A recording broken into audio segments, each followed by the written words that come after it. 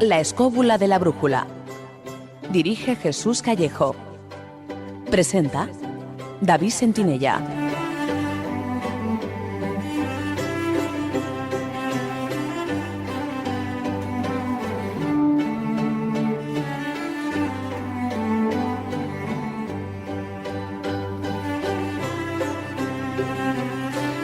Buenas noches, amigos escobuleros. ¿Qué tal estáis? Desde los estudios de Radio 4G, aquí estamos una semana más con todos vosotros para disfrutar de 2 intensas horas de radio con una nueva edición de La Escóbula de la Brújula.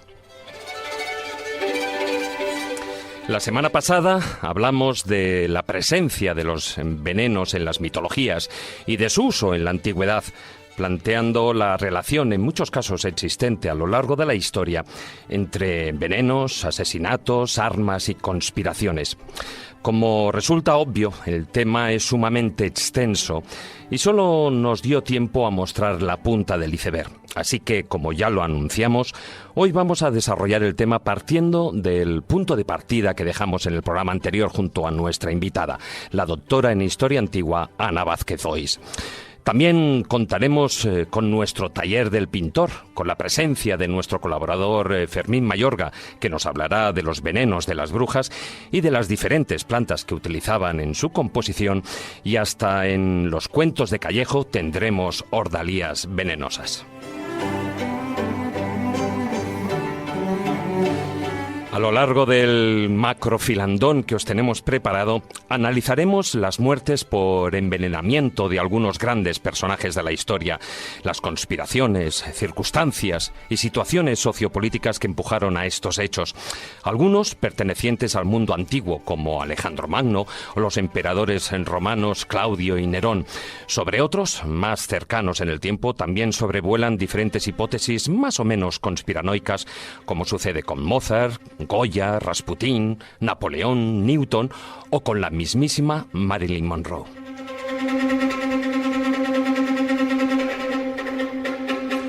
Y si hablamos de asesinatos, también de asesinos a los que se les daba muy bien el uso de venenos para conseguir sus fines. Desde las antiguas doncellas del veneno, que mataban literalmente a besos, hasta las actuaciones sin prejuicios de la familia Borgia, Catalina de Médicis o incluso las sospechas que rodean a Isabel la Católica. Todo ello amenizado con rituales antiguos y el uso, por supuesto, de antivenenos. Como podéis ver, de todo habrá, como en botica.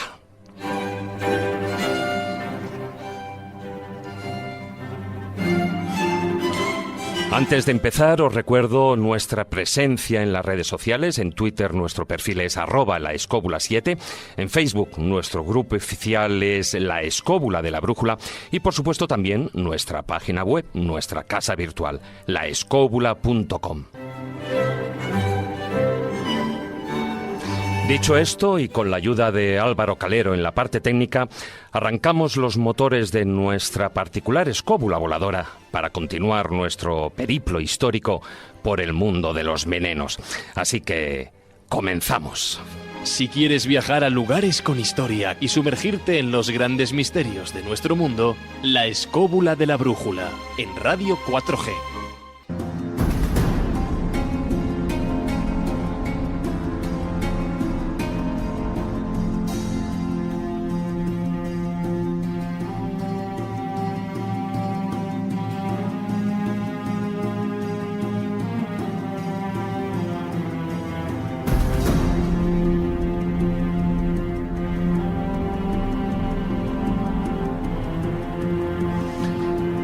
Muy buenas noches, don Jesús Callejo.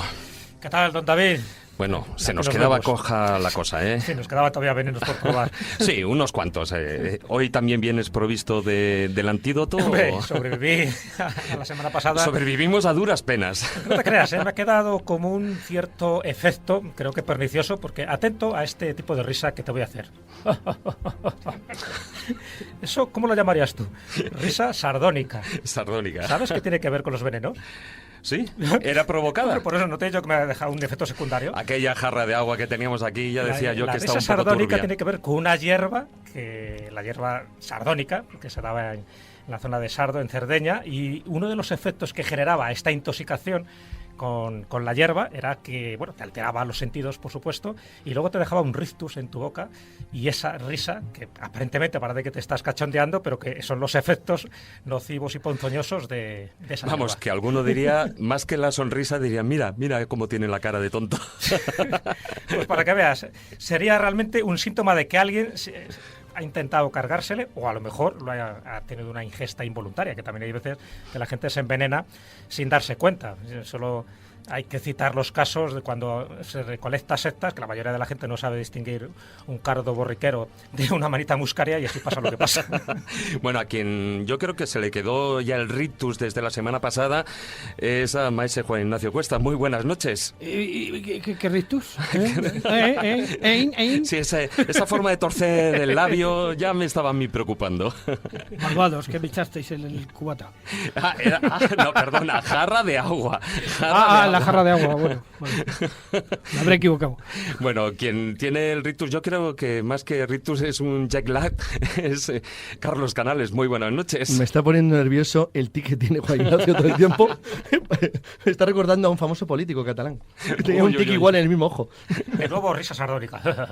Y mira, me he traído un regalo para todos vosotros, luego lo probaremos. Es un cuchillo que tiene una punta, tiene lo que es la hoja del cuchillo, es de vidrio, y está relleno de, tengo que leerlo porque es imposible entender, de monofluoroacetato de sodio. Hombre, el Solamente monofluoroacetato de sodio de toda la vida. Solo tiene 4 gramos, da igual, 0,7 miligramos es mortal. Luego contamos lo que hace. ¿Pero es una por maravilla. los dos filos o solo por uno? Da igual, se rompe cuando te lo clavas, se tira de él, y entonces se rompe el cristal y te mata en menos de una décima de segundo. Eso es muy poco, ¿eh? No No, se ya sufre. ya verás lo que hace. No se Ya sufre. verás lo que hace. Bueno, buscaremos un conejillo de indias. Bueno, también nos acompaña nuestro colaborador Fermín Mayorga. Hola, muy buenas noches. Hola, buenas noches. Bueno, hoy además, a ti que tanto te gusta la Inquisición y siempre estamos hablando de ella, hoy viene que ni pintada, ¿no? Sí, el tema es vamos, de lujo. Y venimos con la cantárida como bandera, además, ¿no? Y con todos esos elementos que utilizaban estas mujeres españolas para precisamente a veces asesinar, ¿no? A determinados hombres que, como ya hemos contado una vez, bueno, pues eran clientas que venían y querían además asesinar a sus maridos, ¿no? Y para ello la cantárida y otras hierbas que conoceremos nos van a poner el do de pecho de esa realidad española que se vivió durante siglos. Menos mal que no ha dicho algo habrán hecho. No. ¿Quién sabe, Bueno, quién sabe, española y posiblemente también europea, ¿no? No, Porque ahí estaríamos hablando de la misma supuesto, flora. Pero aquí tenemos más que materia que suficiente para poder desarrollar esta temática sin necesidad de utilizar a brujas de otros países. Por supuesto, hablando de temática suficiente, nuestra invitada, que hoy la hemos secuestrado de nuevo, pero más que nada porque la semana pasada le dimos el veneno y hoy le traemos el frasquito con el antídoto. Entonces tenía que venir sí o sí. Muy buenas noches, Ana Vázquez Ois. Buenas noches. Yo me he traído la mosca hispánica, la verde, la de la mierda de los caballos, esa que va por ahí. Pues yo como afrodisíaco, lo que pasa que, claro, también te puedo envenenar de placer. Toma ya. Ana, la mosca hispánica es la mosca cojonera. Es la Spanish Fly. Ha dicho la verde, la gorda, esa. Hablamos de gorda, pero no, aquí no veníamos de venenos o venimos de sexo. No. El sexo ya sabes que ya lo tocamos. Ah, vale, como que lo tocamos. Oh, qué día llevo. ¿Qué verbo utilizar? Bueno, menos mal que es de noche, aunque para los podcasts da igual que sea de noche que de día. Pero bueno, sí, Ana, cuando hablamos de el sexo en la Se me antigüedad... han puesto colorados los señores. Bueno, ya Yo sabes no. que yo soy un joven imberbe. Yo mantengo la calma. Aquí los de la tercera edad como Carlos ya mantienen la calma. Y el cuchillo en ristre. Bueno. Recordaros que nuestra amiga e invitada Ana Vázquez Ois es doctora en Historia Antigua, profesora y tutora de ese departamento de Historia Antigua de la Universidad de la UNED. Y sí que me gustaría, antes de entrar con alguna sección que nos pondremos en contacto con nuestro compañero Marcos Carrasco, que una vez más, para nuestra desgracia, no puede estar aquí en el estudio para hablar de ese taller del pintor, pero sí que me gustaría introducir un tema que se nos quedó colgado dentro de esa antigüedad, cuando estuvimos hablando de Egipto. En el antiguo Egipto había un perfume ritual, mágico, medicinal, muy importante dentro de ese universo egipcio grecorromano. Estamos hablando del kifi. Bueno, no sé cómo pronunciarlo, al menos se escribe así. ¿Cómo lo diríamos? No lo sé, como quieras, porque como el egipcio se perdió la pronunciación, pues todo vale. Todo vale, ¿no? Llamémoslo kifi, kafi, kofi. Y la verdad es que es un veneno, que es lo que decíamos antes de empezar. ¿Qué es veneno o qué no es veneno? El veneno lo hace la dosis. Claro. Porque, sí, efectivamente, está diciendo Carlos. Depende. El que tengo yo con 0,7 miligramos te deja para... Bueno, pero depende de la dosis. Bueno, pero si es con pones 0,01, efectivamente, pues ya no pasa nada, como Vamos a ver. todo. El problema del kifi, kofi, que lo que sea, es que lo mismo que te vale para los ritos, para lo que es entrar en trance, como decíamos con las setas y tal, tú puedes coger un colocón con una seta o irte directamente a la morgue, ¿no? Sí. Entonces el kifi se sabe muchas cosas de él, pero también entra dentro de lo que es esa leyenda de los venenos, que tampoco se sabe lo que es. Cuando yo me metí precisamente a estudiarlo en internet, vi que se vende en muchísimas páginas web el kifi, pero en realidad se ha perdido lo que es la fórmula. Claro, porque la fórmula, estamos hablando del kifi, era un compuesto químico muy complejo, con una fórmula muy compleja, que compuesto evidentemente de una serie de productos naturales, y que yo no sé si se llegaba a consumir, aparte de incienso, que sí que se utilizaba, pero también como perfume, ¿se utilizaba también como gotas? El problema es que se perdió, y al perderse, la recuperación pasa como la teriaca, la triaca y de estas cosas que hablamos, que es más lo que hay inventado que lo que es la realidad.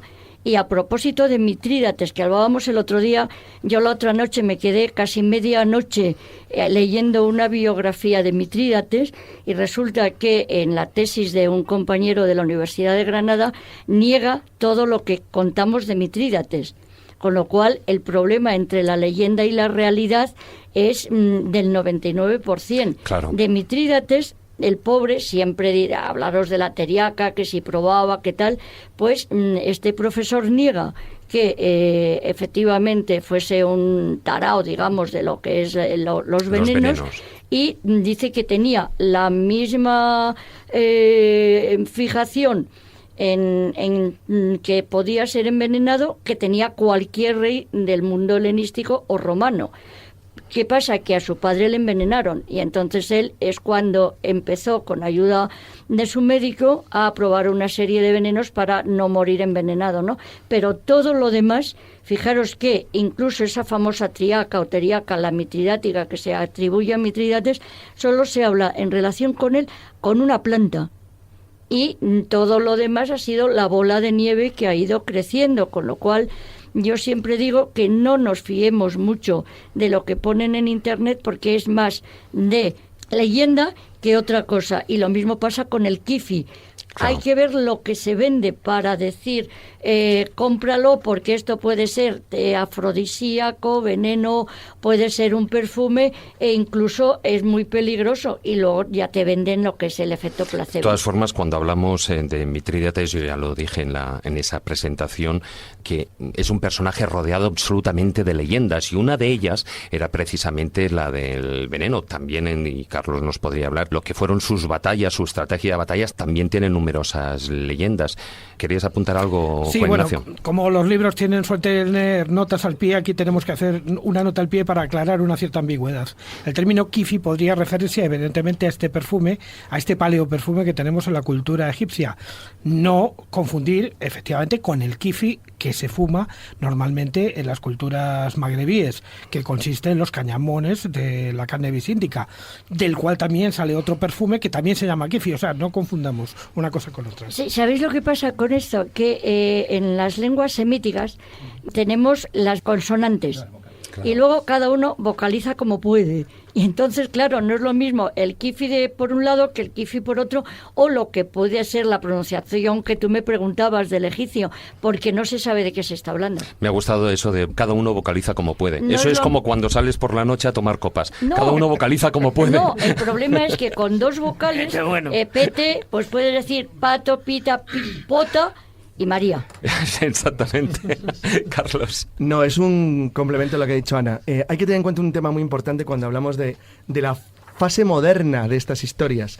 Y es que lo que acaba de contar de las leyendas que circulan por Internet es que encima no son leyendas, en el sentido que Jesús y yo, por ejemplo, hemos investigado, o Fermín, o los que estamos aquí, de folclore, tradición, historia. No, hablamos de cosas creadas en los últimos años y que encima tiene una expansión rapidísima porque da dinero. Entonces, eso es un tema que pervierte completamente esta historia y la altera hasta el extremo de que o eres gente como Ana que conoce perfectamente lo que está leyendo, o realmente tienes la tendencia normal a, en principio, creértelo. ¿Por qué no? Sí.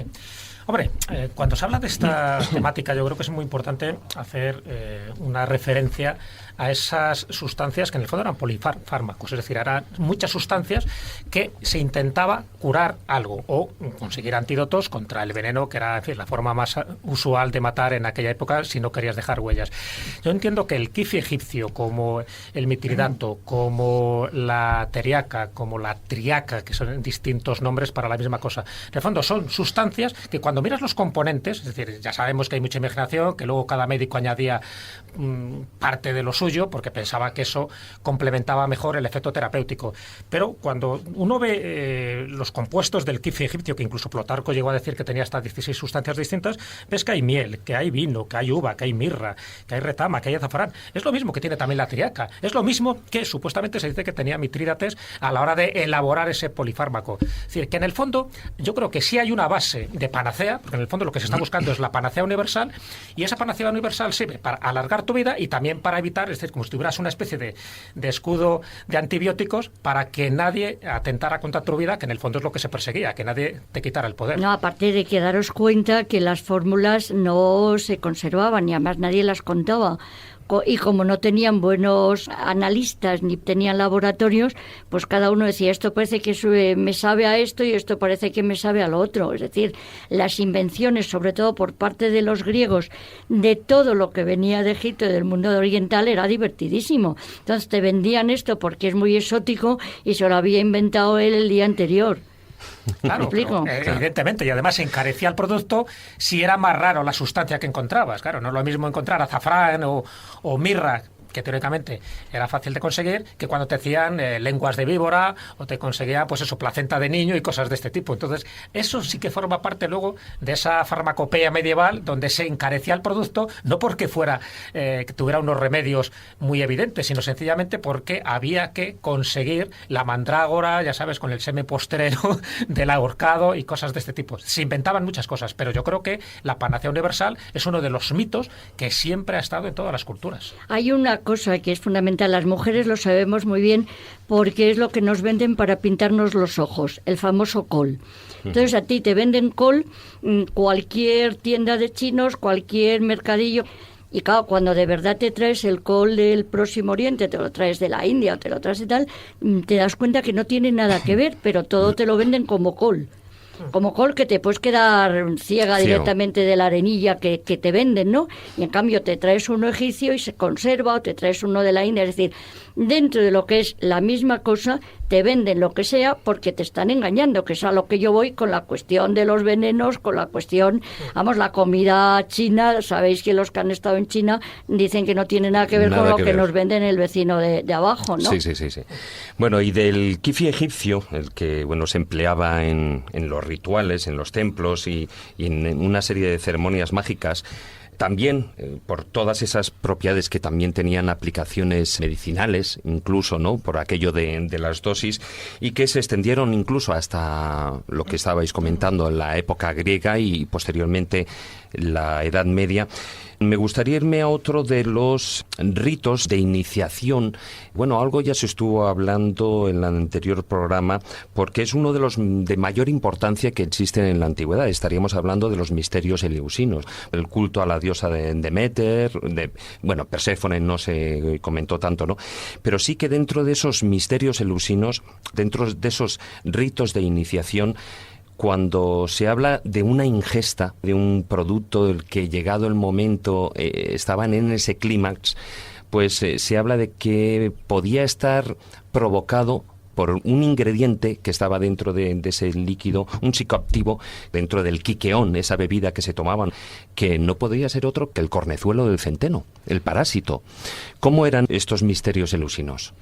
Pues no tengo ni idea, me alegro de que me lo preguntes, porque el problema es que estaba prohibido revelarlos con la muerte. Y salvo que venga un fantasma a contárnoslo, no se puede saber. Es decir, se conocen los ritos externos y estás en Eleusis, en estos momentos es un barrio de Atenas, no queda casi nada, vamos, quedan 4 piedras mal puestas y estaban las grandes procesiones a ver a esos cultos de Deméter en Eleusis, que es uno de los pocos cultos mistéricos femeninos, porque los dioses mistéricos pues son más bien orientales, siempre eran chicos, véase Mitra o véase Osiris o véase incluso Dionisos, que es Tracofrigio, y el problema es que cuando se analiza lo que hablan de esa bebida maravillosa, vienen ya las teorías, que es lo que decimos siempre. Y entonces se dice, bueno, pues sí, posiblemente la diosa que muestra los cereales, que da los cereales al hombre, Triptólemo, que es el que recibe el cereal de la diosa precisamente en Eleusis, ese cereal, y si pudiese ser el cornezuelo, entonces el aficionado quita el pudiera ser, parece ser que las teorías del camino de Eleusis, que son maravillosas, hablando de los enteógenos y lo que es la teoría del cornezuelo, pero no deja de ser el puede ser que, parece ser, pudo ser. Claro, todos son hipótesis sobre teorías, etcétera, etcétera, ¿no? Pero sí que parece que los sacerdotes, en cuanto en esos rituales, sí que parece al menos comprensible que revelaran algún tipo de secreto. Pero es que, vamos a ver, tú ves a Dios, a ti te meten sin comer, tienes lo que es el grupo, tienes la nocturnidad, la alevosía, y te muestran algo y tenéis la prueba del cristianismo, que levantan la hostia y ves a Cristo, y encima te lo comes. Es decir, no sabemos de lo que estamos hablando. ¿Me explico? Bueno, los misterios eleusinos se llaman misterios eleusinos por eso mismo, porque todavía a día de hoy no se sabe. No, que está prohibido con la muerte, o sea, es que no lo puedes revelar. Las cosas que se saben es que eran ritos de iniciación y ritos donde se hacía la ingesta de una sustancia. Y tú renacías con la diosa. Exactamente, claro. Era una muerte iniciática y renacías como un hombre nuevo, ¿no? Lo que bebían, en principio, parece que era cebada, pero una cebada intoxicada voluntariamente con este cornezuelo del centeno. ¿Me dejáis que diga una teoría? ¿Y si lo que tomaban era raíz de granada? La raíz de la muerte. El otro día hablábamos de que cualquier cosa no tiene por qué ser el quiqueo ni no tiene por qué ser el cornezuelo. Hay muchísimas sustancias y además Deméter se queda precisamente en el infierno, que es Proserpina, porque come un grano de granada. Pues ya tenéis otra teoría y todavía lo tengo sin publicar, ¿eh? El copirri es mío. Lo que quiero decir es que realmente una gran parte de la sabiduría de la antigüedad sobre de los tratamientos que se utilizaban con plantas y sobre todo con algunos determinados tipos de hongos que se sabía que tenían ciertas propiedades de carácter alucinógeno o con capacidad de expandir la mente, la conciencia, se han perdido. Se perdieron en gran parte a raíz del cristianismo y otros se perdió pura y simplemente por la extinción de los grupos o cuerpos sacerdotales que lo controlaban. Por ejemplo, la extinción del druidismo impidió que una gran parte del conocimiento que viene de la antigüedad profunda se conservase. Y es que se perdió de verdad, o sea, no sabemos realmente cuál era el verdadero nivel de conocimiento de los iniciados de la antigüedad, que probablemente era muchísimo más elevado y alto de lo que podemos imaginar o sospechar. Y cualquier técnica, cuando os hablamos del mundo antiguo, es que es impresionante. Acordaros de las dichosas pirámides. ¿Cómo es posible que tuvieran esa técnica? Pero bueno, Egipto va san para atrás, es decir, tenía más técnica en el 4000 que en el 2000. Todo eso que se ha perdido, la Plinton 322, ¿cómo se llama? La resolución del teorema de Pitágoras, las gafas de Asurbanipal, todo que eso de lo que hablamos, que dicen, bueno, esas tonterías, las técnicas que tenían, pero claro, no sabemos cómo. Tenían un conocimiento de las sustancias que no las tenemos ahora. Vamos a dar paso ya a las secciones porque hablaremos de venenos, de muchos venenos, de asesinos, de asesinados. Uno de ellos, otro tema de los que quedaron pendientes, ahí hablamos de la muerte de Séneca, en ese caso por el envenenamiento de Cicuta. Vamos ya con las secciones, a darle paso a Marcos Carrasco.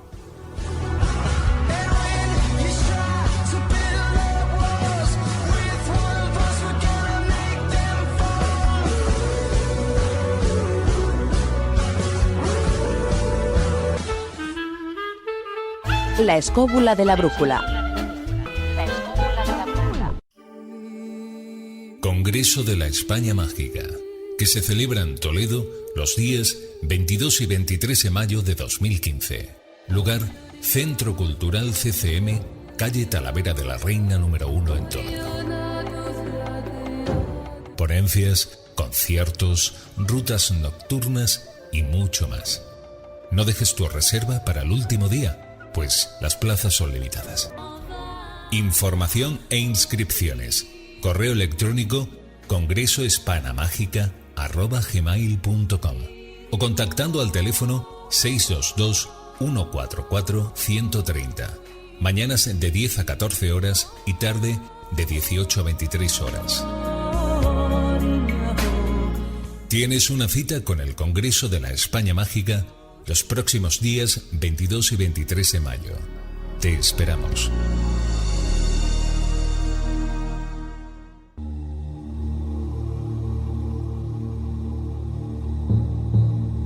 El taller del pintor.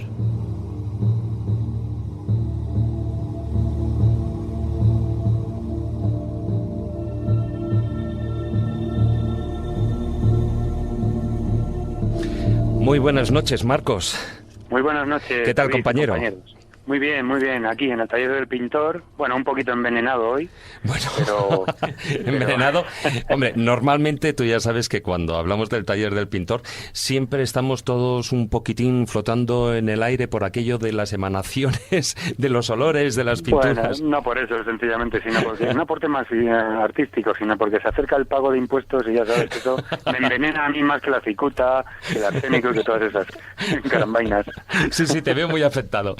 Bueno, quien sí que estaba afectado en su momento y sobre todo, como bien decíamos, por la cicuta, era Séneca por el envenenamiento, bueno, que incluso en su caso fue suicidio, ¿no? Sí, bueno, en ese caso es que le obligaron a suicidarse.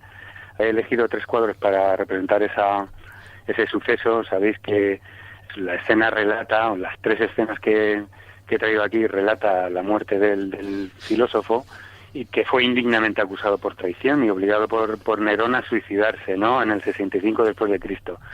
Pues este hecho concretamente tenemos a un cuadro de Rubens, otro de Luca Giordano y otro de Miguel Domínguez Sánchez, que lo podéis ver en la página de Facebook, y los 3 se refieren al mismo tema, al mismo hecho, pero ya veréis cómo cada uno elige un determinado punto de vista y una serie de claves que vamos a desentrañar, ¿no? Por ejemplo, en este todos se titulan igual, La muerte de Séneca. El de Peter Paul Rubens es de 1615 y este se encuentra en la Pinacoteca de Múnich, ¿no? Entonces, este cuadro, la verdad es que es muy sintomático de lo que es, cómo desarrolla en la verticalidad el pintor, sale de sus propias manos. Sabéis que Rubén tenía un taller con un montón de negros trabajándole allí, pero este cuadro concretamente se lo trabaja él solito y representa a un Séneca que está erguido en una especie de barreño como metálico, ¿no? Sí. Y entonces hay una especie de sirviente que le sujeta el brazo, donde lo vemos como está la sangre goteando hacia esa agua que aparece en el barreño metálico y se va tiñendo poco a poco, ¿no? Entonces aquí lo que pasa es que es muy gracioso porque incurrimos en lo que muchas veces hemos hablado en esta sección, que es los anacronismos, es decir, lo que hay representado aquí ni están las vestiduras como eran en la época, sino que, por ejemplo, la armadura del centurión y del soldado que están detrás de Séneca, sí, pues es que son, si te fijas, o si os fijáis, son del siglo XV o del siglo XVI, unas figuritas, sí. No tienen nada que ver, ¿no? Hay una figura que está tomando ahí notas, cosa que no sé exactamente qué es lo que está haciendo, porque realmente lo que sucedió es que este suceso en el que se le obligaba a Séneca a suicidarse implicaba no poder hacer testamento, no le dejaron hacer testamento.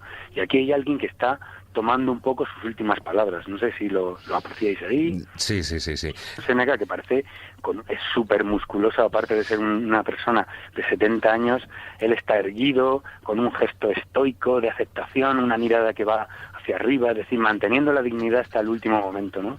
Entonces aquí parece, a mí es que me sugiere como un Charlton Heston en la película de Planeta de los Simios, con este taparrabos, esta cosa desgarrada que tenía ahí, y él ahí con su mano extendida como diciendo, bueno, pues aquí acepto mi condición. Es que parece que este cuadro de Rubens lo que hace Séneca es dar la bendición, ¿no? Y el que está tomando ahí nota, parece que está tomando nota de lo que tarda en morir. Sí, da la sensación de que va viendo los espasmos, los gestos, la duración que vas teniendo la agonía. Claro, Jesús, ahí está un poco sujeto a varias interpretaciones, y veréis que en el cuadro siguiente hay más personajes de estos que están tomando notas. El segundo cuadro es La muerte de Séneca por el italiano Luca Giordano, de 1684. Este pintor es apodado el Rayo o Il Fulmine, que era Pepe el Rápido, de lo rapidísimo que pintaba. Pero en todo. Por cierto, que fue pintor de cámara de Felipe II. Efectivamente, y veréis, y algunos, si recordaréis, en el Escorial, en la Escalera Imperial, hay varias obras suyas, ya cuando ya decidió venirse por la jugosa oferta que le puso delante el rey para que viniera a pintar. Si no, el tío es que desestimaba continuamente las ofertas que se le hacía para que viniera a España a pintar, ¿no? Entonces, aquí en este cuadro concretamente representa la misma escena. Lo que pasa es que Séneca es más realista, es un señor mayor de 70 años con la carne arrugada, y está igual, es decir, hay muchas más figuras que están rodeándole, hay como una especie de médico que le está sujetando, y hay tres figuras, parecen tres periodistas aquí. Exactamente, son tres periodistas. A ver, ¿cómo le está viniendo a usted la muerte? ¿Qué siente? O sea, no sé, en ese plan es un poquito extraño, ¿no? Entonces, aquí hay una cosa muy curiosa que yo ampliando la imagen mucho, podréis ver los detalles que hemos puesto en la página de Facebook, que hay un detalle en la mesa que hay alrededor de estos, o al lado de estos, especie de periodistas, entre comillas, hay un detalle simbólico, un reloj de arena, y representa pues la preocupación que tenía Séneca por el paso del tiempo, ¿no? Pero este es un gazapo, porque en esta época de Séneca no existían los relojes de arena. Los relojes de arena se introducen en Europa en el año 8 aproximadamente, y se extiende su uso pues aproximadamente en el siglo XIV. Y es como una pequeña curiosidad el barreño en el que mete el pie Séneca, que está absolutamente ya mareado con esos efluvios y ya se va tiñendo de rojo, y es bastante teatral, abusa muchísimo del tenebrismo. Eso te iba a decir, Marcos, es un cuadro especialmente tenebrista.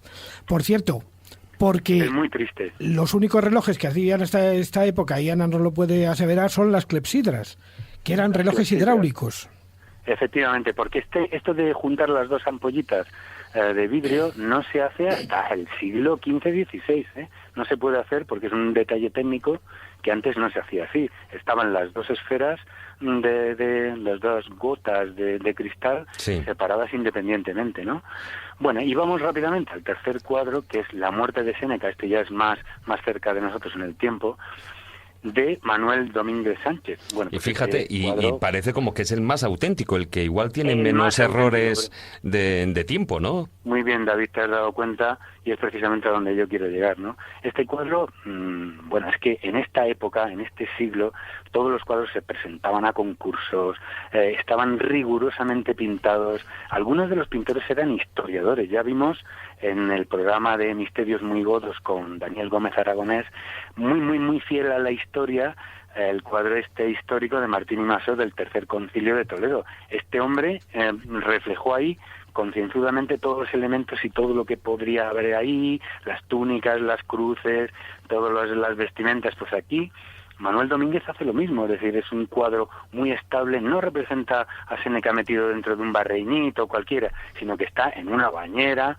en la zona de los baños de calientes de la casa de Séneca, y entonces lo representa con túnicas romanas, hay una persona al lado, al pie de la bañera llorando, no aparece el centurión por ningún lado, y entonces, vamos, es muy fiel en este sentido a lo que se podría esperar desde un cuadro de esa época, ¿no? Entonces hay varias cosas aquí. Por ejemplo, según dice la historia, también se le obligó, bueno, Paulina, la mujer de Séneca, quiso suicidarse también con Séneca, pero no le dejaron los sirvientes ni el centurión y los soldados que había por ahí, le vendaron las heridas, etcétera, etcétera, y aquí no aparece su mujer por ningún lado, ¿no? No aparece. Es decir, han sido una serie de detalles históricos que con el tiempo se han ido sabiendo. Y luego la pintura, ya sabéis, que tiene estas cosas, anacronismos, gazapos, los recursos que tiene el pintor para contar una idea de este terrible veneno que, como sabéis, los efectos paralizan los nervios encargados de la respiración, produciendo la muerte por sofocamiento. En este último sí que aparece una especie de brasero que está echando vapor. Séneca era asmático y en su temprana juventud pues tuvo tuberculosis, tenía unos problemas respiratorios, pues si no acabó con él el corte de las venas, la cicuta, que también retrasó la muerte, lo que acabó con él fue también aquí tendríamos que Marcos, aquí tendríamos que meter una pequeña matización. ¿Qué pinta la cicuta en esto? Porque hay un error histórico que se produce en esto al atribuir a la cicuta precisamente la muerte de este filósofo. No es que la cicuta se utilizara directamente para envenenarse, sino que en el agua en el que uno se iba a cortar las venas porque esa operación se hacía dentro de un medio acuático, precisamente para que fuera menos dolorosa, se incluían una serie de plantas en un agua tibia que ayudaban a que la sangre saliera con más fluidez y a la vez iban intoxicando a la víctima en ese momento. Y estas plantas eran fundamentalmente la cicuta y el laurel. Escucha, pues resulta, está muy claro y certero lo que has dicho, porque esa es una segunda posibilidad en la que la antigüedad era, la medicina natural se usaba como sedante y como narcótico, ¿eh? O sea que es posible que al estar disuelta en el agua, por esa segunda opción que tú dices, provocara como una especie de anestesia, ¿eh? Claro, ese detalle saber dónde está muy bien documentado y donde se ve muy bien en la película Calígula, una película medio pornográfica que hizo Tinto Brass con Peter O'Toole, donde precisamente la muerte de Mucio se produce justo en esas condiciones y estaba muy bien documentada porque le preparan el baño con estas plantas y estas cosas antes de que él se corte las venas. Genial, pues eso habría que ahondar mucho en eso y son detalles que es imprescindible que sepamos. Yo te digo que, en fin, os digo como conclusión, a mí Séneca, de verdad, a los oyentes, yo les recomendaría la lectura de Séneca, ver las obras de Séneca, porque es absolutamente actual. Yo he visto grandes concordancias, por ejemplo, en frases que él decía en el tema tan traído y llevado que lo ha, Jesús Callejo en uno de los cuentos, muchos de los cuentos suyos, lo ha traído a colección, que es el concepto de que muchos maestros espirituales contemporáneos lo que hacen es proclaman lo que es la aceptación de lo que es, del momento presente. Es decir, entre ellos Eckhart Tolle, Osho o Deepak Chopra, ¿no? Hay una frase, una hermosa frase. Carpe diem. Exactamente, Carpe diem, ¿no? Hola, Ana. Hola. Te envío un beso muy fuerte. Es el estoicismo, ¿y qué le vamos a hacer? Y esta frase, la que decía es libre quien libremente obedece lo que necesariamente sucede. O sea, ¿esto qué significa?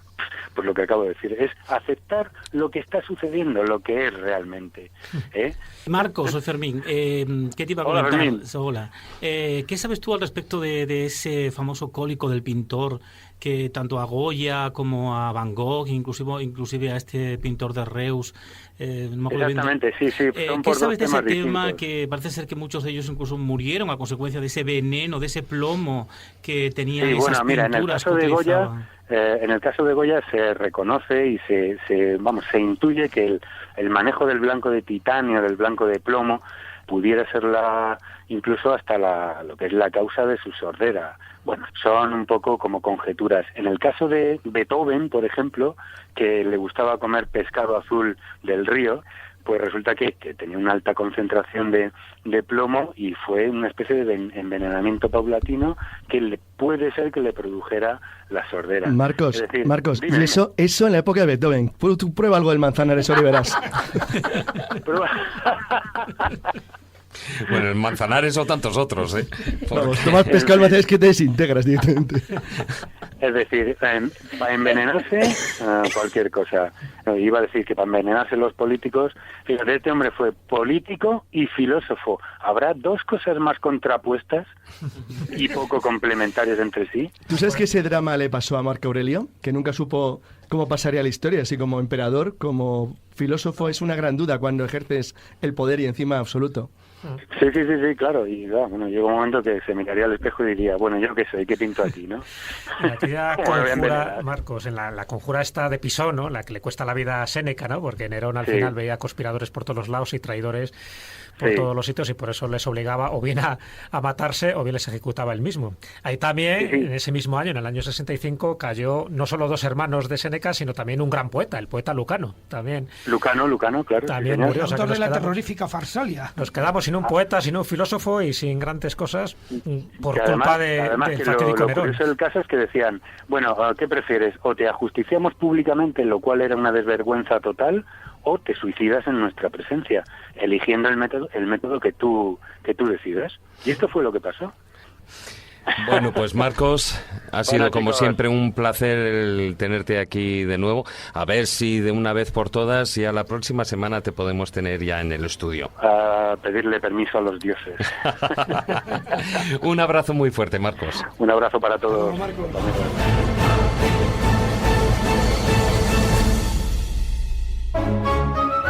La escóbula de la brújula.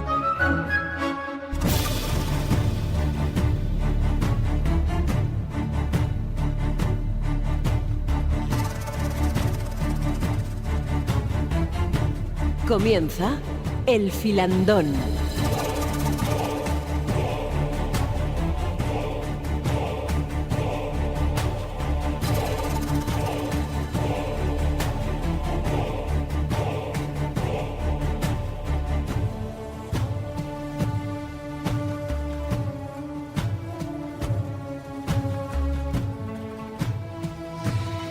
Bueno, y continuamos aquí en la escóbula de la brújula dando paso a este macrofilandón que va a ser este programa hasta, bueno, desde ahora hasta el final del programa. Y me gustaría empezar por uno de los grandes personajes de la historia sobre el que además, bueno, pues está esa niebla de un posible envenenamiento. Estaríamos hablando, Ana, de Alejandro Magno. Existen esas teorías que dicen que fue envenenado. ¿Tú qué piensas al respecto? Yo creo que si no le envenenaron es porque le envenenaron, y seguro que le envenenaron. Es que ya estaba muy mal.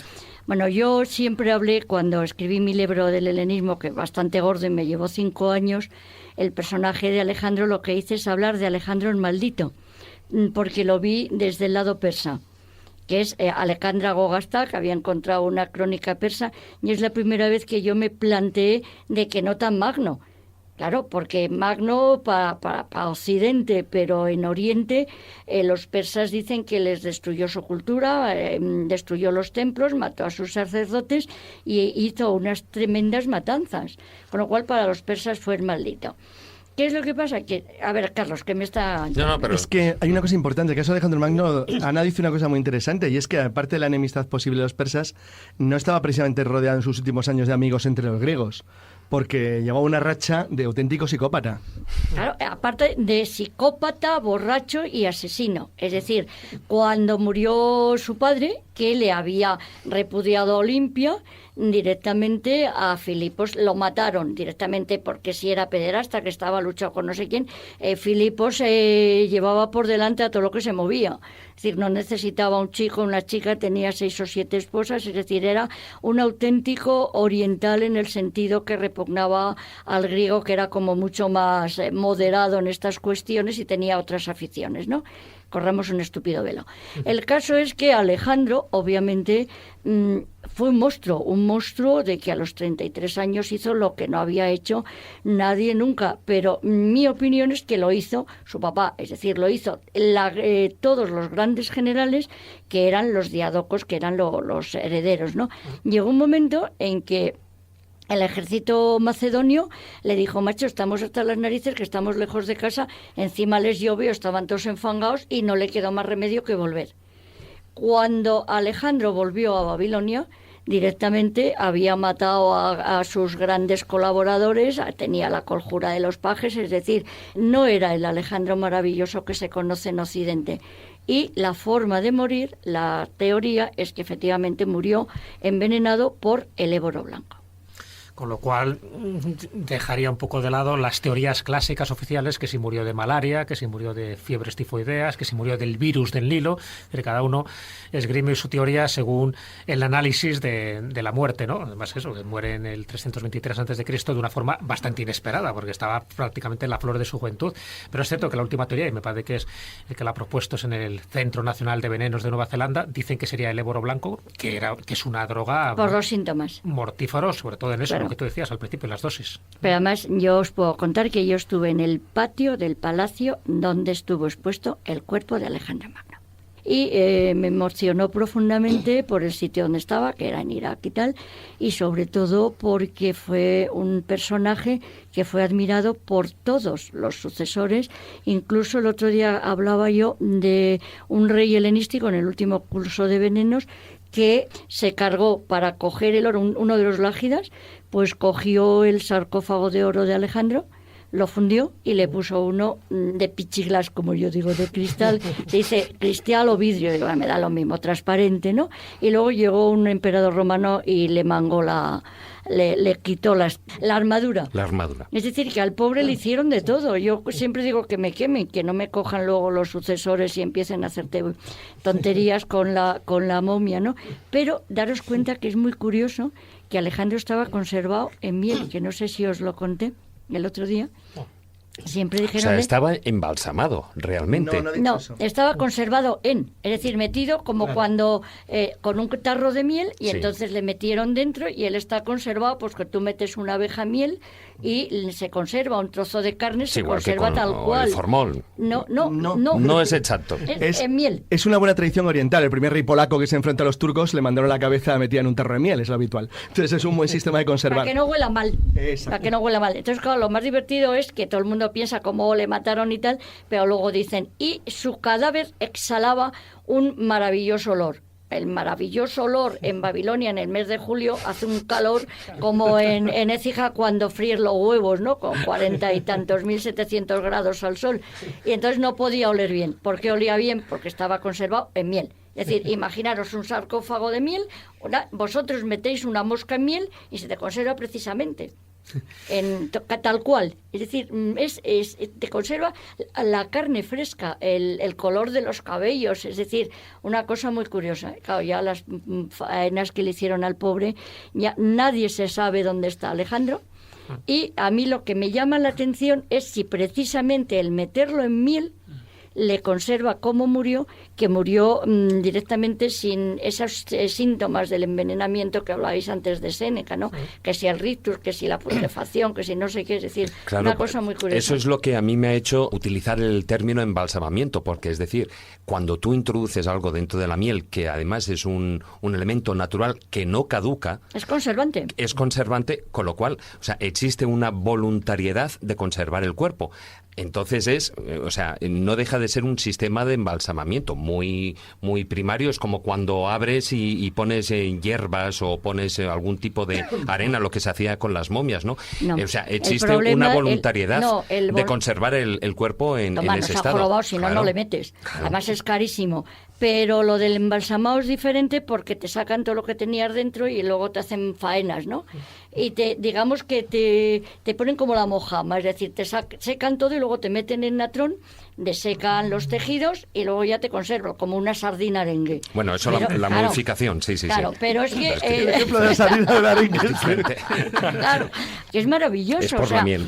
Claro, y luego encima le quitaron el oro de encima y le pusieron un cristal y bueno, tenía un espectáculo maravilloso. En el mundo de los venenos, la miel ha dado muchísimo juego siempre. Dímelo a mí, que maté con ella. Históricamente. Claro. Históricamente. Hay un caso, precisamente esta mañana he estado viendo una bruja de Toledo que, bueno, buscando en una página que Jesús conoce muy bien. Que yo maté mi novela, macho. Me salió una mujer que se llama María de nombre, en la Toledo de Toledo, y precisamente para envenenar a hombres, le ponía precisamente, en el clítoris de la mujer, le ponía la seta venenosa que iba en en granitos ya seca, ¿no? Muy, muy, muy finita, seca. Y bueno, pues el hombre se hartaba allí de chupar la miel, nunca mejor dicho, pero al final, tras eso, ocurría lo que ocurría, ¿no? Claro, Parece por una goloso. canción- parece que estás escribiendo una canción de Raimundo Amador. No, es una realidad lo de los cunilingus, y lo mismo pasaba a la inversa, ¿eh? O sea, esto parece que es algo, no sé, nunca oído, nunca escuchado, porque a veces hablar de sexo en los medios de comunicación ha sido tabú o algo que no se voy a contar. Pero es que una necesitas realidad venenos muy histórica. potentes que actúen con cierta rapidez y que Claro, tengan transmisión rápida claro, a los pero fluidos humanos, si no sería muy complicado. La claro. nitafenoide, por ejemplo, seca, y la utilizaban mucho las brujas, precisamente. Hay una forma de asesinar a los hombres, amén de, como bien decía aquí el maese, con el tema de la regla de la mujer, la menstruación, también disecada. A los hombres se los mata de reutilizado. cualquier forma, si no necesitan. Y a las mujeres también, Claro. Y también por la otra parte. Que sí, si A a mí, través como no me ha matado nadie, yo de me he poner, envenenado igual a que 50. tenemos esa pues ya costumbre está. actualmente de poner en ciertas partes del hombro de la mujer pues un poquito de fresa, un poquito de nata, bueno, pues a veces en esos elementos, en el pene o en la vagina de la mujer, se ponían determinados venenos que precisamente luego conllevaban Y que en la las boca, hermanas lo de murieran. las doncellas fijaros, venenosas. Exactamente, a eso quería decir, Ay, a las doncellas del veneno, porque incluso cuando estamos hablando de esa controvertida figura de Mitrídates, se podría considerar que él, de hecho, como comentaba tu compañero de la universidad, él no inventó nada, porque, de hecho, por ejemplo, en la India, cuarto siglo antes de Cristo, y lo que eran las doncellas del veneno ya utilizaban el sistema parecido al que estaba utilizando a Mitrídates para asesinar, es decir, asesinaban dando besos. Yo eso no me lo creo. Besos y mordiscos, Que por no, que aquello no. del torrente sanguíneo. Vamos a ver, cuéntalo como es, que ahora te voy a decir yo que es imposible. Es decir, vamos a ver, yo lo que conozco es la gente que desde pequeñito tienen la forma de probar que el hijo es hijo de su padre, porque le ponían cobras y la cobra mordía al niño y el niño no se envenenaba, que es razas que no es que envenenen, sino que no son, vamos a ver, que no me sale, que me pongo nerviosa. No, a ver, que el en el niño caso- le mordía la cobra Sí. y no se moría, ¿no? En Es el decir, caso claro. de las doncellas del veneno, estas doncellas lo que cuando eran jóvenes se hacían morder desde lo que era la infancia por serpientes cada vez más venenosas, y a consecuencia tanto la sangre como la saliva iban concentrando una dosis cada vez más elevada de Yo ese eso no me veneno. lo creo. ¿A que no? Estamos aquí todos diciendo que Yo tampoco, vale, estaba pensando que vamos a ver, tú de niño te empiezas a dejar que te pequeñas dosis de serpiente de cascabel, te pilla una buena en un desierto mexicano y olvídate, tío. Claro. Bueno, Es decir, a ver, al revés sí. eso está en los libros, o sea, Bueno, es que estamos hay que- hablando de sí, libros sí. históricos. Además, Vamos a ver lo que tenía tenía la señora, que era una cápsula de cianuro directamente. Que no, que Es no, que, que no. de todas maneras, hay que distinguir dos cosas totalmente distintas. Una es la resistencia que se tiene ante los venenos ofídicos, que son venenos normalmente anafilácticos, matan por anafilaxis, y otra cosa es la resistencia que existe a ciertos tóxicos que admiten ciertos animales. Por ejemplo, uno se puede acostumbrar al ácido fórmico, que es el caso que creo que estamos relatando. No, no es exactamente. Jesús, si quieres, bueno, tú puedes comentar, pero... No, yo conozco efectivamente la leyenda de ese periodo mauría del siglo IV al II antes de Cristo en la India, en un periodo muy concreto donde se hablaba de estas mujeres que tenían un nombre muy, muy específico, ¿no? Que eran las viscanias. ¿Qué quiere decir? Evidentemente que eran inmunes al veneno porque desde muy pequeñitas pues se inoculaban un poco con esa Al protección. veneno de serpiente. De serpiente, siempre de Exactamente. serpiente. Y claro, o sea, el beso en sí no mataba, pero lo que dicen que hacía era, cuando le besaban, le hacían una pequeña incisión en el labio, es decir, le mordían, y a través de ahí es donde entraba esa porción de veneno. De todas maneras, hay una serie de relatos, sobre todo relatos de ficción, pero que al parecer están basados en hechos reales, que refieren que algunas prostitutas en el mundo árabe, o en la zona medio oriental, ponían en la aureola del pezón unas sustancias que al ser succionadas terminaban envenenando al succionador. Tampoco sé muy bien qué sustancias son, pero sí que aparecen, por ejemplo, algunas novelas, como por ejemplo una velada de referencia que se hace en Alamut, por ejemplo. Ah, sí, No sé si yo os me he acordáis. inventado lo del veneno de abeja, el venenoso, Sí. o sea, la abeja que envenena, libando a Delfa.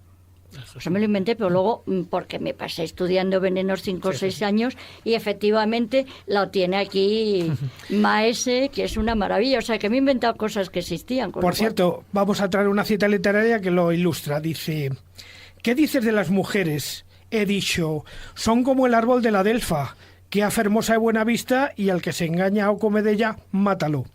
Una referencia del siglo XVI. Además, en ese siglo, precisamente, la Delfa era muy utilizada también por estas mujeres españolas que se dedicaban al mundo de la superstición, y lo más curioso de todo era que las clientas que acudían hasta ella solían ser, en su mayoría, mujeres maltratadas por los maridos, y la única forma de poderse quitar de en medio a este buen mozo era precisamente echándole en bebidas negras, como siempre hemos dicho, en el café, en el vino tinto, este tipo de elementos, como hemos dicho anteriormente, la seta o incluso los cogollos de retama, como bien dijo al principio aquí Ana, ¿no? Y sabes, un té maravilloso para cargarte al marido, chicas. El té de Adelfa. Sí, el té de Adelfa. Lo comentaste en el programa anterior. Gotot, Sí. Que yo me quedé... Hay una bruja extremeña. Es maravillosa la Adelfa. Que se caracterizó por utilizar muchísimo el tema de la Adelfa. Y es más, en los conventos españoles, cuando la desamortización de Mendizábal, en las boticas que tenían todos los conventos, tanto el Escorial como en Guadalupe, muchos quedaron esas vasijas que había, ¿no? Bueno, pues se encontraron, aparte de la cantárida, se encontraron trozos de Adelfa, se encontraron cicuta, se encontraron un montón de elementos que posiblemente se utilizasen no para el fin de envenenar, o quién sabe, ¿no? Hombre, pero para ahí estuvieron con un fin seguramente no muy grato, ¿no? Vamos a ver, el problema es que si te quedabas preñada había que abortar. Claro. Entonces, uno de los grandes abortivos que yo conocí por una amiga mía que había abortado varias veces y ya no podían hacerle un legrado, es que me dijo que le habían metido apio. Utilizaban la ruda también. Y el perejil. También. Sí. Entonces, claro, eso lo había en los conventos, porque claro, la posibilidad de las relaciones sexuales de estas pobres crías que les metían el demonio en el infierno y las utilizaban... Esa era Alibec. Claro. El cuento se llama de cómo Alibec metió el diablo en el infierno. Exactamente. ¿Lo recuerdas? Aquí el que no sabe una cosa sabe otra, es una gozada. Pues claro, el problema es que te engañabas, te quedabas preñada y a ver qué hacías con el crío. Y yo me acuerdo en el castillo de Moya, en la parte de Cuenca, al lado de donde vivía pues parte de mi familia, sigue viviendo, pues siempre estaba el convento de los hombres, el convento de las mujeres, y por debajo nos metíamos de críos y tal, y te hablaba la gente del pueblo de que había bastantes esqueletos de bebés. Lógico, claro. la naturaleza hacía acto de presencia y No, había si que es desarrollarlo. ahí está, claro. No hay ni más ni menos. Y luego, eso sí, aparecía que estos elementos, estos venenos, ¿no?, que acababan con la vida del niño, incluso con algún sacerdote o con alguna monja que luego... Y sobre todo que también eran enterraban en abortivos, sus ¿no? cementerios particulares, y nadie se enteraba de ello. Exacto. O sea, que lo de Juego de Tronos tenía antecedentes, ¿no? Hace muchísimo tiempo ya, además. No, hombre, y que había personas, un poco volviendo al principio, que eran muy más inmunes al veneno que otras. O sea, no hablo un poco de Mitrídates, que ya lo comentamos en su momento, no hablamos de estas doncellas. Me acuerdo de una película que Carlos la conoce bien, que es La princesa prometida, como el pirata Roberts al final con la bocaína. El duelo intelectual con el siciliano es espectacular. Al final se hace inmune y gana la apuesta. Bueno, gana todas las apuestas. Bueno, no olvidéis el caso de Rasputín en cuanto a resistencia a venenos. Sí, bueno, es un caso paradigmático. Eso lo hablaremos después cuando hablemos de esos asesinatos o supuestos asesinatos por venenos más de la era moderna. Pero ahora vamos a hacer un pequeño paréntesis para hacer un bloque especial, porque estamos hablando de los venenos, pero apenas hemos tocado el tema de los antivenenos. Ahora vamos con ello.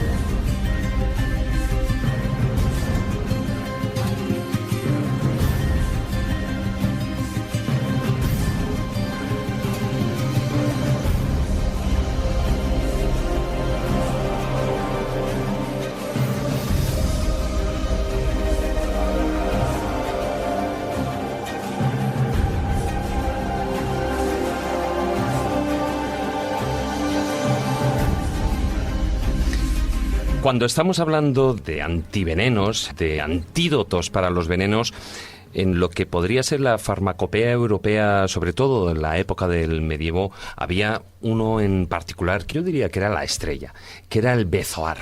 ¿Qué era exactamente el bezoar? Pues me lo explicaron el otro día, porque yo pensaba que era un cálculo renal y es un cálculo biliar. La diferencia entre riñón y bilis, yo no tengo ni idea de lo que llevamos en las tripas, y es una cosa que es una concreción que está en la bilis, se va formando y entonces pueden ser, es de un tamaño increíble. Yo lo conocí, los primeros que conocí, que me llamaron la atención, fue en el Tesoro de los Reyes de Baviera en Múnich. Y tenían unos pedruscos impresionantes y además están engarzados y unos en forma de copa y otros en forma de rodeado de piedras preciosas y tal, y son talismanes mágicos. No sé cómo funcionan, no sé si lo tienes enfrente y el bezoar te protege. Por acordaros cuando se decía que unas setas metías una cucharilla de plata, entonces si se ponía negra, que eso no te lo podías comer, ¿no? No sé cómo funciona el bezoar, como tampoco sé cómo funciona el cuerno de unicornio, ni cómo funciona la terra sigilata, sí.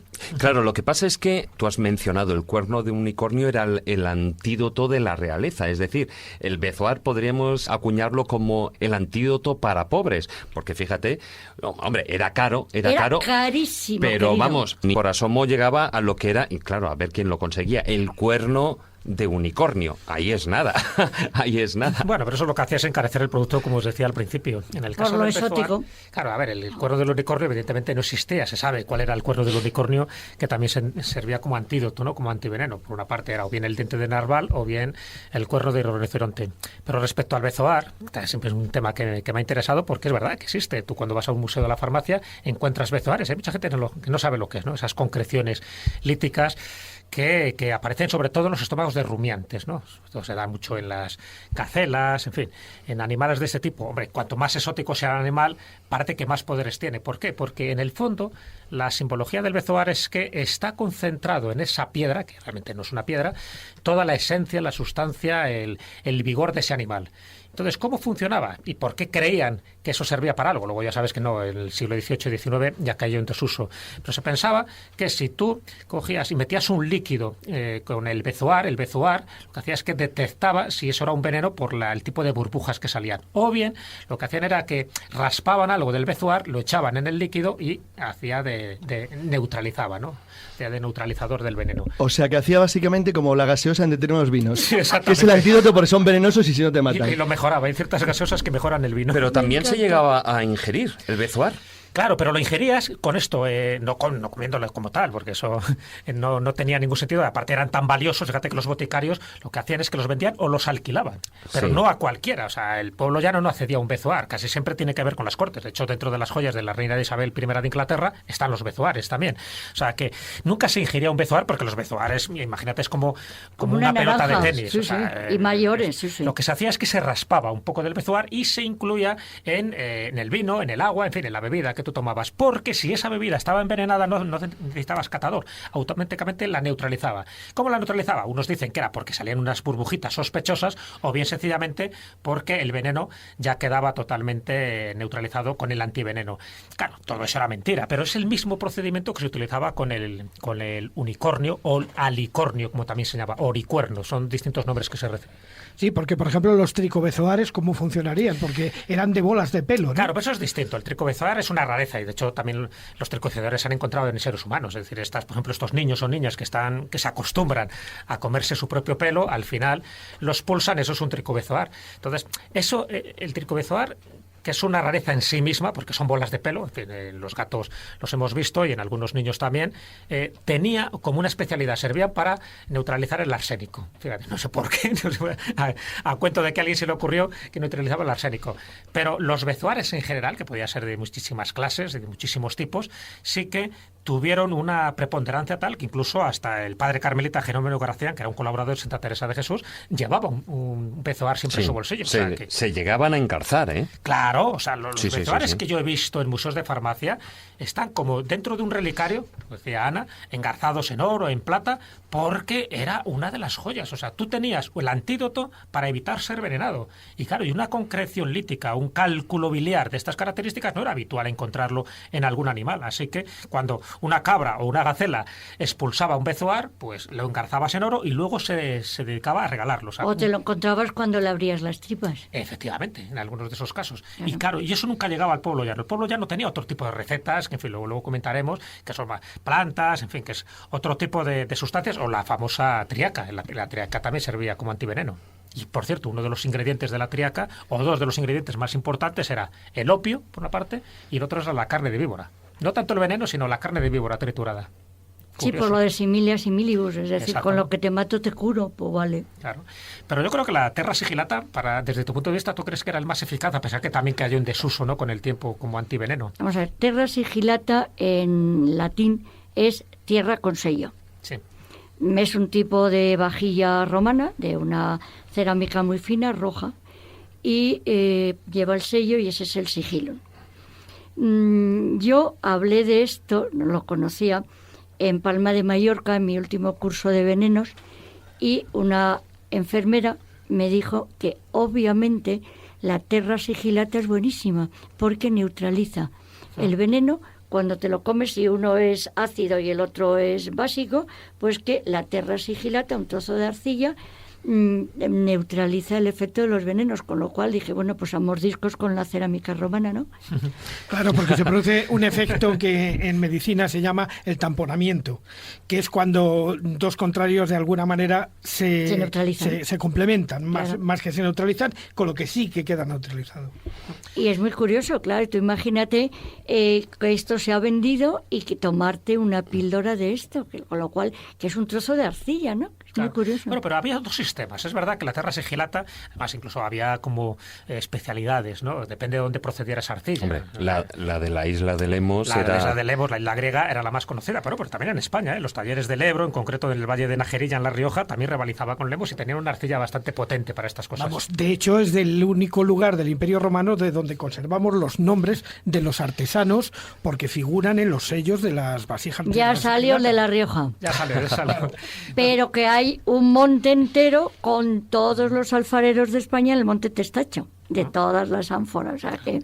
Y los dos sistemas que decía que curaba la terra sigillata era una que el que tú acabas de decir, la terra sigillata era el sello, y muchas veces decían que si venía de Tierra Santa mucho mejor, ¿no? Pues por las propiedades terapéuticas. Claro, que tenía como la Tierra leche Santa. de la Virgen y todas las Incluso en el cosas. sello a veces está se ponía claro. la menorá para que quedara constancia de que venía de Tierra Santa, de Jerusalén. Entonces había dos formas, o bien era una especie como de bolitas, de pequeñas pastillas que tú ingerías, o bien la copa. La copa se hacía de terra sigillata, entonces cualquier líquido que tú echaras y vertieras sobre la copa, automáticamente también se notaba si era un veneno o quedaba neutralizado, como decíamos antes, con los bezoares. Es precioso. Copas o incluso jarros, ¿no? Porque ya Claro, exactamente. en Lo el mismo. Era siglo... cualquier recipiente que albergara un líquido. Un cántaro te lo puedo Entonces, si lo cualquier hacías de piedra bezoar, pero es verdad que también existían, y yo los he visto, como pildoritas, como botones, como Sí, monedas. sí. cosa. Sí, sí. Que luego, no, hombre, ingerirla entera no, pero sí que quitabas trocitos y los ingerías. O bien, ya te digo, el propio recipiente hacía de Acordaros- antiveneno. Supongo que a todos os habrá picado alguna avispa en algún momento, que se le echa tierra a la picadura. Y barro.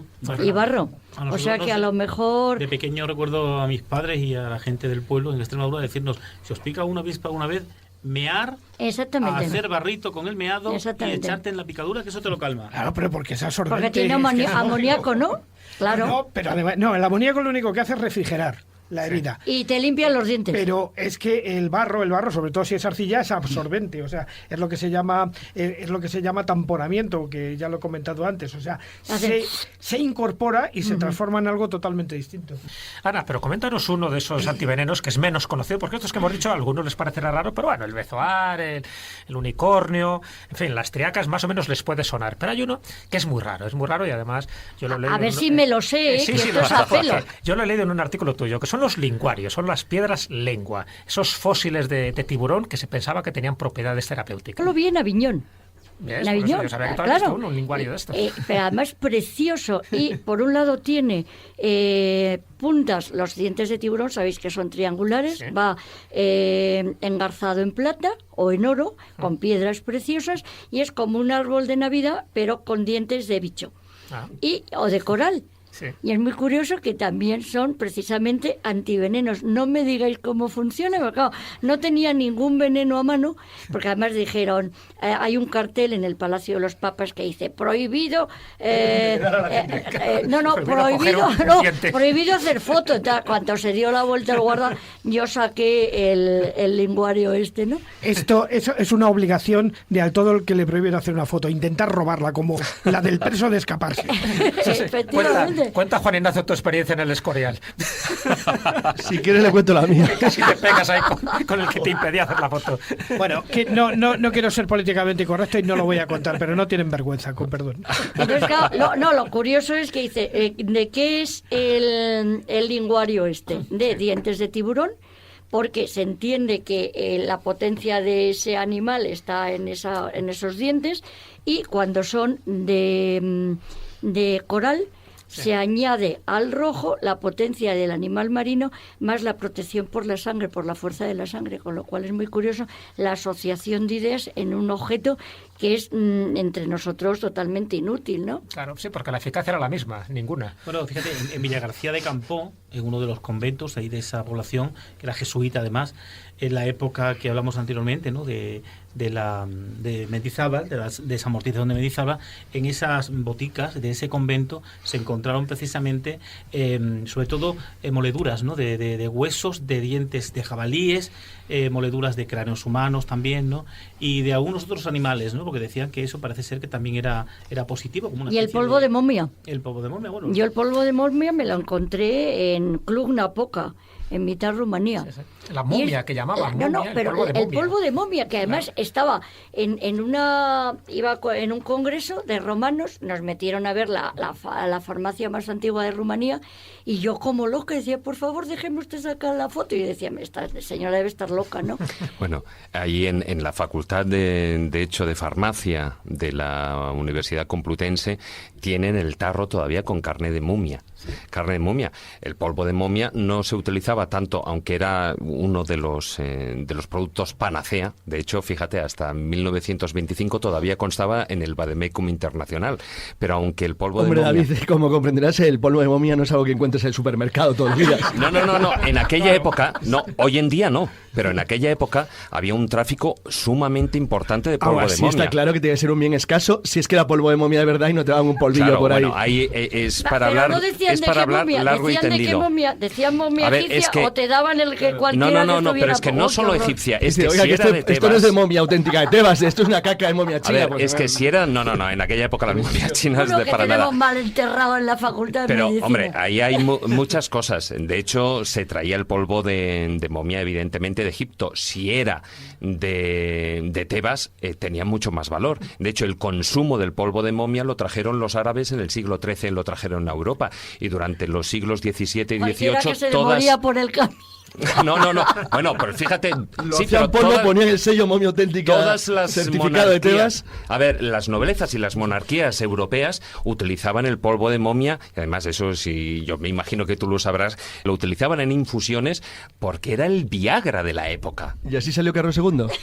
Bueno, salieron Carlos II y todos. Hasta que el pueblo con su sabiduría les introdujo en el consumo de carbón activado y se acabó toda la historia del polvo de momia. Hombre, pero ya Ambrose Paré ya era de los que metían más caña diciendo que el polvo de momia no servía para nada. Bueno, y sí, eso servía para que te fueras por las patas abajo. Hombre, pero tranquilamente, como con los bonenos. Era un adelgazante, pero de los buenos. Por retomar polvo de momia. O como la cosa de tiburón esta o la cantárida, yo que sé, ahí te dicen que te curas, y como te puede curar la bendición de una bruja o un conjuro, es decir, la fe directamente mueve montañas. Sí, el efecto placebo, placebo. Pero estos son unos descreídos. Lo que también, bueno, había algo de efecto placebo, pero en gran medida funcionaban, eran todos los venenos que utilizaban las brujas durante el periodo medieval, con toda la farmacopea, digamos, natural que tenían con todas esas plantas, porque hoy en día, bueno, pues nos han llegado algunas de ellas, evidentemente, hablaríamos de belladona, de mandrágora, del beleño. Bueno, hoy en día, incluso el beleño blanco se lo conoce más como la burundanga, ¿no? Poco. Bueno, algo se utilizaba, pero sí que se utilizaban un montón, ya no solo para volar, sino también para hacer sus trabajos. No, por supuesto, sobre todo para envenenar a determinadas personas, como hemos dicho anteriormente, ¿no? Sobre todo esos hombres que maltrataban a sus mujeres, ¿no? Pero no nos olvidemos de una planta que no ha salido aquí y que es súper venenosa y que está muy por la zona de Extremadura y creo que también por la zona de Castilla, es la rosa de Alejandría, que es terrible, ¿no? Y sin embargo esta era una de las plantas básicas, elementales, que utilizaban las brujas y algunas hechiceras también, aunque menos más las brujas, que eran las que se dedicaban al asesinato, eran las sicarias por antonomasia, y precisamente también la daban molida, como hemos dicho, de otros elementos como la seta o como el estramonio, por ejemplo, ¿no? El estramonio seco también es mortal, ¿no? En algunos casos, a la semana prácticamente el hombre había fallecido. Puntualicemos las semillas. La semilla de estramonio, vale.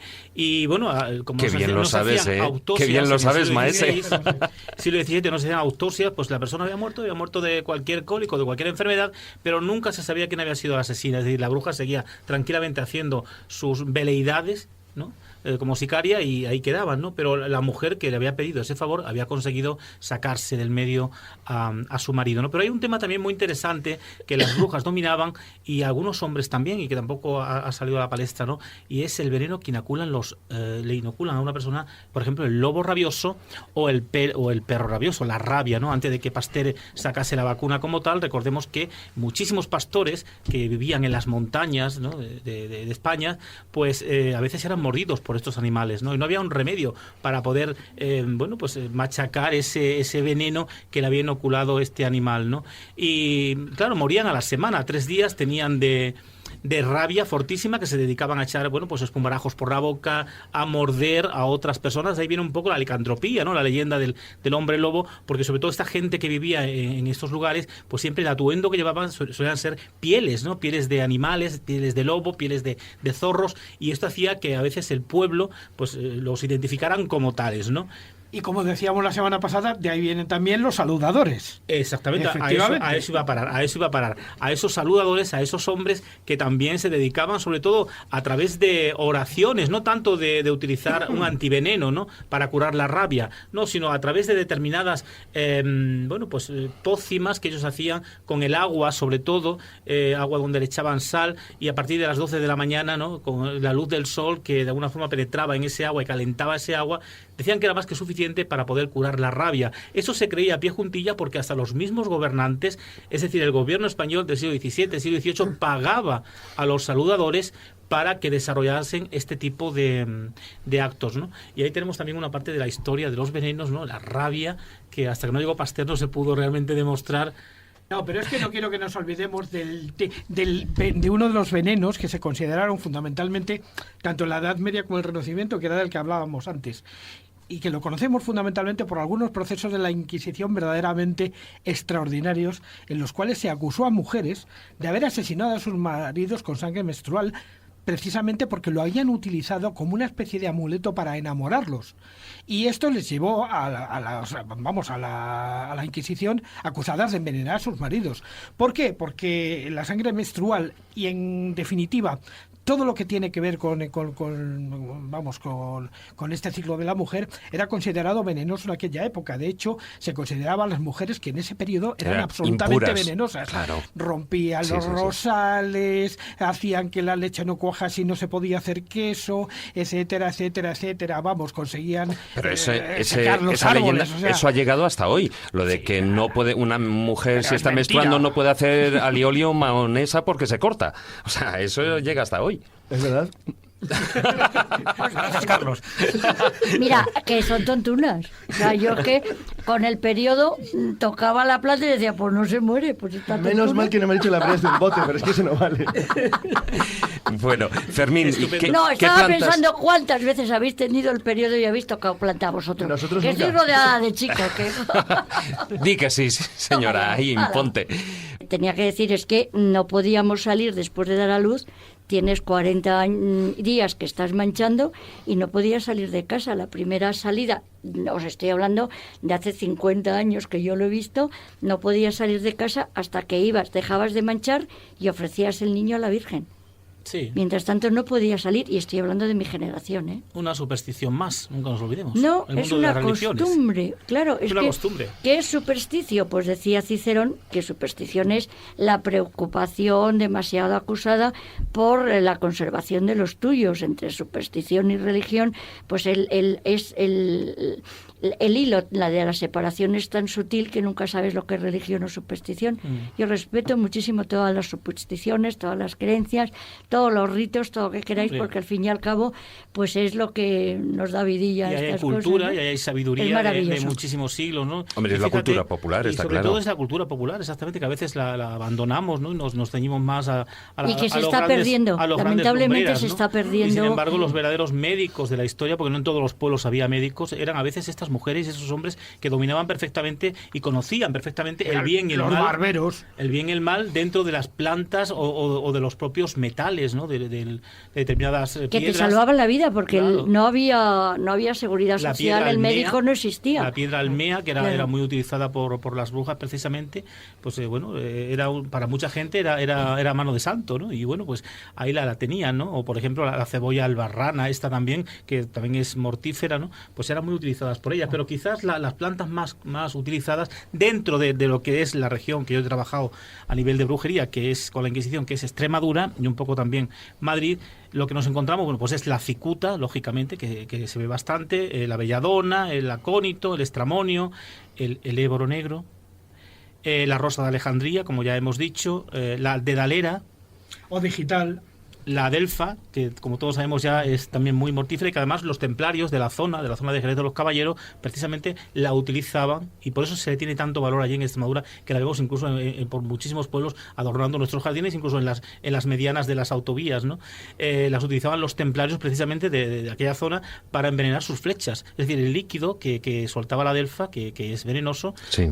pues untaban sus flechas con ellas, le disparaban al turco, a quien fuera, y el problema que creaban no es que la cicatriz de la herida se metiese hacia adentro, no, sino que se ponían No como dos labios, No cicatrizaba. dos labios grandes. Es muy fácil porque el mecanismo que tiene la delfa es muy rica en glucósidos cardiotónicos, o sea, fundamentalmente vasodilatadores. Entonces, ¿qué es lo que hace? Que lo que hace es romper todo el capilar alrededor de la herida. O sea, eso es terrorífico, claro. Y no nos olvidemos de un animalito que antes lo hemos nombrado, que es la cantárida, ¿no? La cantárida formaba parte también de todo este mundo de los ungüentos de las brujas y de los conventos, porque a veces cuando hablamos de brujas siempre nos dedicamos a hablar del mundo civil, de la gente de la calle, pero nunca nos olvidemos que los conventos estaban cargados también de todo este tipo de elementos para utilizarlos a veces contra determinadas personas, a veces sacerdotes, a veces monjas, ¿no? Y había auténticos sicarios dentro de algunos conventos españoles, ¿eh? Yo la cantárida la conocía como afrodisíaco. No, que pero la es mosca un verde. veneno también. Hombre, claro, La que obviamente. utilizaba mucho el Marqués de Sade. Utilizó Y la a- cantárida y una vez se pasó de dosis claro, y se cargó a unas a cuantas prostitutas. Mesalina la hicieron, era una jovencita normalita, digamos, y a base de mosca hispánica, pues le hicieron lo que fue, claro. Claro.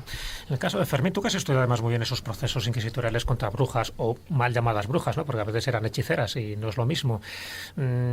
¿Tú crees que ese conocimiento botánico que conocían estas mujeres, ¿no? En el fondo era conocer las propiedades que tienen las plantas, un poco como decía Paracelso, todo mata, todo cura, depende de las dosis. ¿Tú crees que realmente había brujas encargadas de hacer el daño o sencillamente eran muchas veces venganzas o eran este tipo de recetas que les encargaban a alguien para quitarse a alguien en medio?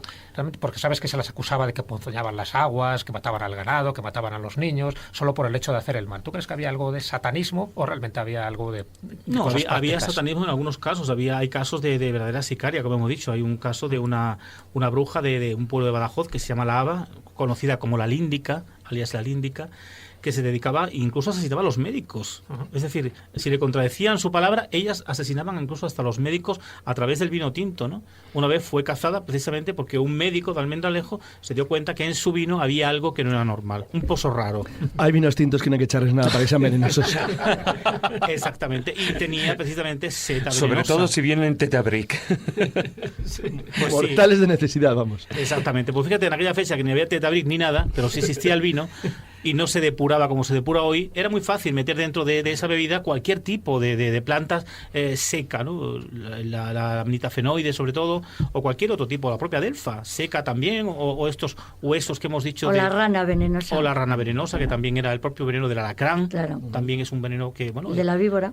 Sí, pues todo eso a veces eran utilizados. Que luego había otro tipo de mujeres que se dedicaban más bien a utilizar las plantas, digamos, buenas, ¿no? Para curar a gente, pues sí que las había, ¿no? Pero incluso estas también eran perseguidas por la Inquisición, que algunas de ellas fueron quemadas, ¿no? No en la zona de la que estamos hablando, pero sí en el norte de España. Pero sin duda alguna, allá hay un mundo por descubrir que pone en tela de juicio a muchísimos estamentos, ¿no? Desde la Iglesia, Hombre, claro, que cómo también ellos actuaban y utilizaban este tipo de medios para asesinar a sus congéneres. Pero date cuenta que la Iglesia lo que hace es quedarse con todos los métodos paganos, entre comillas, precristianos, y los utiliza a su favor.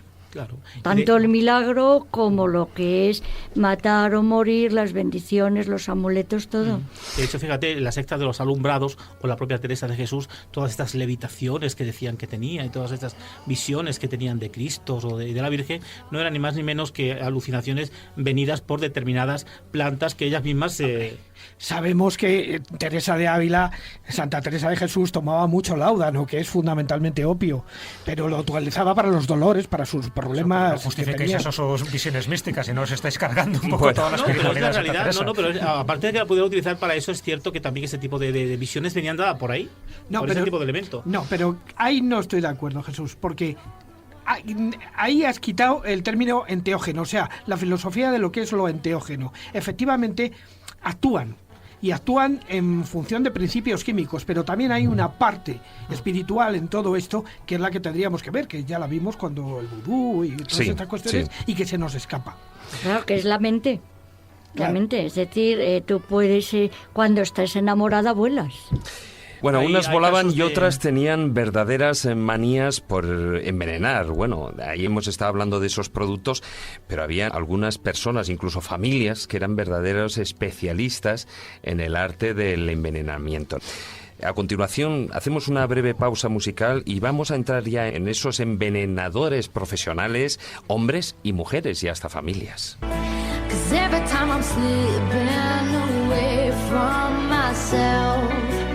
You're the one that moves me like nobody else. Oh no, 'cause when I'm down and under, and I'm coming unplugged, when I'm ready to fall, you're the one always holding me up with love. When I'm down, when I'm coming undone, you're always there with love. When I'm down, yeah, when I'm out, when I fall, you're always, always, always, always there. When I'm down and I'm done, and I'm coming unplugged, when I'm ready to fall, you're the one always holding me up. When I'm down and I'm done, and I'm coming unplugged. Bonita voz para continuar hablando de venenos, y en este caso otra mujer perteneciente a esas familias. Estamos hablando de la familia de los Borgia, los Medici, pero había una mujer en particular que tenía una manía férrea con el tema del envenenamiento, Catalina de Médicis. Catalina de Medici, la reina de Francia. Estamos hablando del siglo XVI. Ya sabéis que el XV y el XVI fueron muy proclives en Europa a envenenar, ¿no? Y luego comentaremos la familia Borgia, a pesar de que también hay mucha exageración, ¿no?, en esa familia. Pero en el caso de Catalina de Medici, que a lo mejor es menos conocida, pero esta mujer, desde luego, al que le enfilaba, ya se tenía que dar por fastidiado, porque utilizaba muy bien el veneno, en concreto la cantarela, que era como su veneno favorito, ¿no? Y esta mujer también como intrigante, fíjate que su origen era italiano, pero ella se casa con Enrique II, por lo tanto se convierte en reina de Francia y a partir de ahí es instigadora pues de muchos movimientos que se fraguan a su alrededor. Ella era católica y por lo tanto a los protestantes le tenía cierta manía. Ella fue la que instiga la masacre de la noche de San Bartolomé, ese 24 de agosto de 1572, donde mueren pues unas 4.000 personas, unos 4.000 protestantes hugonotes. Ella es la que, gracias a la belladona, que también le gustaba mucho, sabéis que la belladona tiene una sustancia que es la atropina. Sí, porque antes has dicho la cantarela, posiblemente fuera más la que empleaban los Borgia, También, ¿no? también, sí, pero bueno, es verdad que cada uno tenía su especialidad. Bueno, Sí, esta mujer utilizaba claro. muchos, ¿no? Pero bueno, a lo mejor la belladona con la atropina también es una de sus favoritas. ¿Y con quién, a quién se carga? ¿A quién le gusta eliminar, no? Pues a toda aquella persona que le hacía sombra. Uno de ellos sería el Delfín Francisco, que era el hijo del rey Francisco I, a Juana de Navarra, e incluso a su hijo Carlos. Lo que pasa es que a su hijo Carlos se lo carga involuntariamente porque no iba contra él el veneno. Ella envenena las páginas de un libro destinado a su yerno Enrique IV. Pero, bueno, pues al final su hijo utiliza ese libro y ese libro que está impregnado de este veneno, de esta atropina, pues al final acaba muriéndose. Hay que aclarar que Enrique IV cuando era protestante todavía. Bueno, Luego es el protestante. de París bien vale una misa, luego se cambia de bando. ¿Os acordáis un poco de la película? Porque muchas veces es verdad que estas escenas cinematográficas vienen muy bien. El nombre de la rosa. Exactamente. Sabes que hay una escena donde se custodia el libro de la poética de Aristóteles y justo ese libro de la poética que habla de la comedia es el que el fraile celoso no quiere que nadie se dé a conocer e impregna sus páginas de arsénico y al final pues así va muriendo, ¿no? No se spoile porque ya la novela creo que es bastante conocida y más la película. Bueno, pues algo parecido le ocurrió a Catilina de Medici.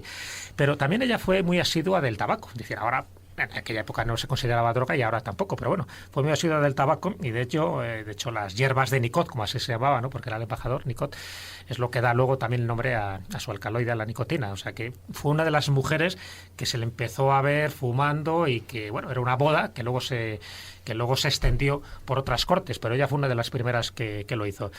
Otra familia, posiblemente la más conocida, la más famosa, de la que se han hecho películas, series, etcétera, es la familia Borgia, el que parecía tener una especial predilección hacia el uso de venenos y, como estábamos hablando antes, con unos personajes de por medio, sobre todo uno, Corella, ¿no?, si no me equivoco, que era el que posiblemente proporcionaba o suministraba ese tipo de pócimas. Bueno, es cierto que la leyenda de los Borgia nos sitúa a unos envenenadores, digamos, compulsivos.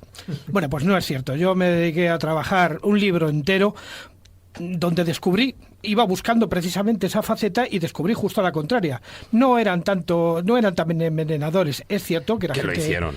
Que lo hicieron, desde Que luego. lo hicieron. Es cierto que era gente muy violenta, es verdad, y que no se paraban en barras para quitarse a un enemigo político y económico del tipo que fuera. O sea, cualquier cosa podía ser perfectamente Hombre, lo que yo factible. recuerdo en el libro, tú lo que plasmas, sobre todo con el tema del Papa Borgia, había otros que fueron terriblemente peores que lo que fueron los Borgia. concreto- Y sin embargo, la cruz se la llevaron ellos. Claro, en concreto, pero esto es por una razón. En concreto, Alejandro VI no fue un mal papa, en definitiva. O sea, fue un papa muy propio de su época, donde todos eran corruptos y donde todos eran una gente pues bastante poco recomendable. Pero es cierto que comparado con Inocencio VIII o comparado con Julio II de la Rovere, no fue el peor. O sea, Julio II de la Rovere era bastante peor que él, y algunos de la familia Sforza fueron verdaderamente terroríficos. Es una época terrible donde la Iglesia estaba a punto de perder su poder temporal, sus ejércitos, y aquello fue un trauma verdaderamente tremendo que luego llevó a una Iglesia muchísimo más centrada en términos muchísimo más religiosos y muchísimo más cercanos. Que estaba haciendo señas porque hay dos novelas maravillosas que os recomiendo, que son de Vicente Blasco Ibáñez. Una es El Papa del Mar y otra A los pies de Venus. Las podéis encontrar por internet, están descatalogadas, os podéis bajar el PDF y es maravilloso. Entraron en las que leí para hacer este libro, pero la que más me puso sobre la pista de la realidad de la familia Borgia fue la de Mario Puzo, la que se llama Los Borgia, de Mario Puzo, el autor del Padrino. Mario Puzo, que se lo trabajó bastante bien, nos presenta una familia Borgia que realmente no eran los peores de todo. Sí es cierto que eran duros y eran muy duros. Y un personaje que se alió con ellos y al que le encargaban, digamos, los trabajos sucios, era su sicario. Este se llamaba Miquel Corella. Era como ellos, originario de Valencia, era de Xàtiva. Entonces era un personaje que se dedicaba, digamos, a ser el correo o el que hacía los trabajos sucios, los asesinatos extraños, en fin, todo este tipo de cuestiones que sucedieron en su momento. Miquel Corella además tenía relaciones con una bruja como hablábamos antes, que parece que le proporcionaba en algunas ocasiones la cantarella y otros tipos de venenos. Pero sí que es cierto que toda la familia de los Borgia le vende fundamentalmente por dos caminos, o sea, dos descréditos. Uno, que era uno de los criados al que ellos despidieron, que era un homosexual y además era un tipo que estaba muy enamorado de César Borgia. Y luego, por otra parte, por la obra de Fernández y González, que escribió La sangrienta familia de los Borgia, o Lucrecia, la duquesa, la hija sangrienta del Papa, en fin, una serie de obras que realmente echaron muchísima tierra sobre esta familia, que ya digo que no fuéramos de los peores. Y luego la fama de que fueron envenenados en aquella noche, en aquella cena, por el cardenal Corneto, tampoco es cierto en sí, porque luego la ciencia ha demostrado que lo más probable es que tanto su padre, Alejandro VI, o sea, Rodrigo Borgia, como César, su hijo, lo que sufrieran es un ataque furibundo de malaria en ese momento, que era una cosa bastante típica en la época y a los alrededores del Tíber. De hecho, hay una cosa que es muy clara, y es que la historia es incontrovertida en este sentido. Lucrecia de Borgia, a la que se atribuyeron todo tipo de delitos, cuando ya termina casándose con Alfonso de Este, hijo de Hércole de Este, se transforma en una especie de Evita Perón, a la que prácticamente se la quiere canonizar. O sea, fue una mujer que murió prácticamente como una mujer muy, muy bondadosa y muy cercana a los pobres con los que estaba. Y además, en esta época, ella tuvo un lío, un romance con un personaje que se llamó Petro Bembo, que llegó a cardenal, fue humanista, filólogo, escritor, poeta, y le escribió algunas canciones, algunos sonetos a la propia Lucrecia Borgia. Y hoy, aunque no tiene música, yo se la pongo, traemos uno en concreto para que nos valga de testimonio sobre una canción que nos habla, o que fue hecha hacia Lucrecia Borgia, y que habla del amante que lo pasa muy mal y se pone a mirar al sol hasta que el sol lo ciega y termina subsumido por el amor como la mariposa delante de la vela.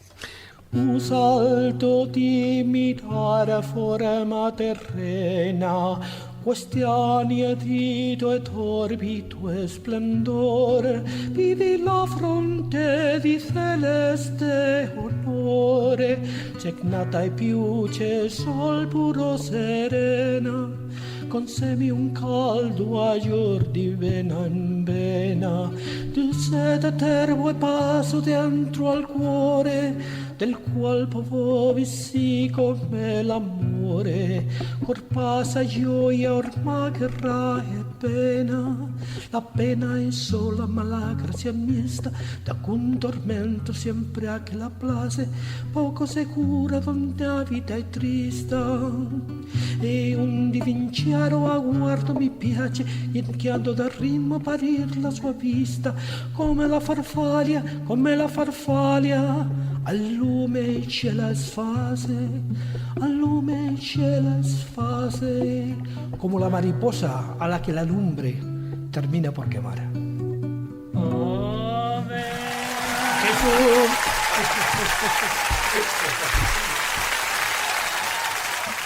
Bueno. Has visto, hasta con efectos incorporados. Y no me gustaría cerrar este bloque, aunque sea muy brevemente, para hablar de una hipótesis que está ahí, que antes he mencionado. Se trata de esa supuesta tendencia envenenadora que tendría Isabel la Católica, porque, cuanto menos, a lo largo de su camino hacia reinar, curiosamente iban muriendo todas aquellas personas que de una manera u otra le suponían un escollo imparable hacia su ascenso. Bueno, digamos que la fuente de esto es una hipótesis que estableció, digámoslo, porque son compañeros de alguna manera, y debemos decirlo, la revista Muy Interesante hace un tiempo en el Perdona, que... la tesis doctoral de mi amiga Lola. Eso lo ignoraba. Vale. Fíjate. Pero al Es parecer... la tesis doctoral de Lola, efectivamente, Lola, especialista. Lola, Lola, que ahora no me acuerdo el porque el lo de mi tollo amiga Lola ha quedado... Es la representante de los tutores, Lola Carmen, profesora de Historia Medieval, Sí. y que hizo la tesis doctoral sobre Alfonso XII, que murió. Y es la teoría de Lola, pero además hay otra cosa que es perdona, te he cortado.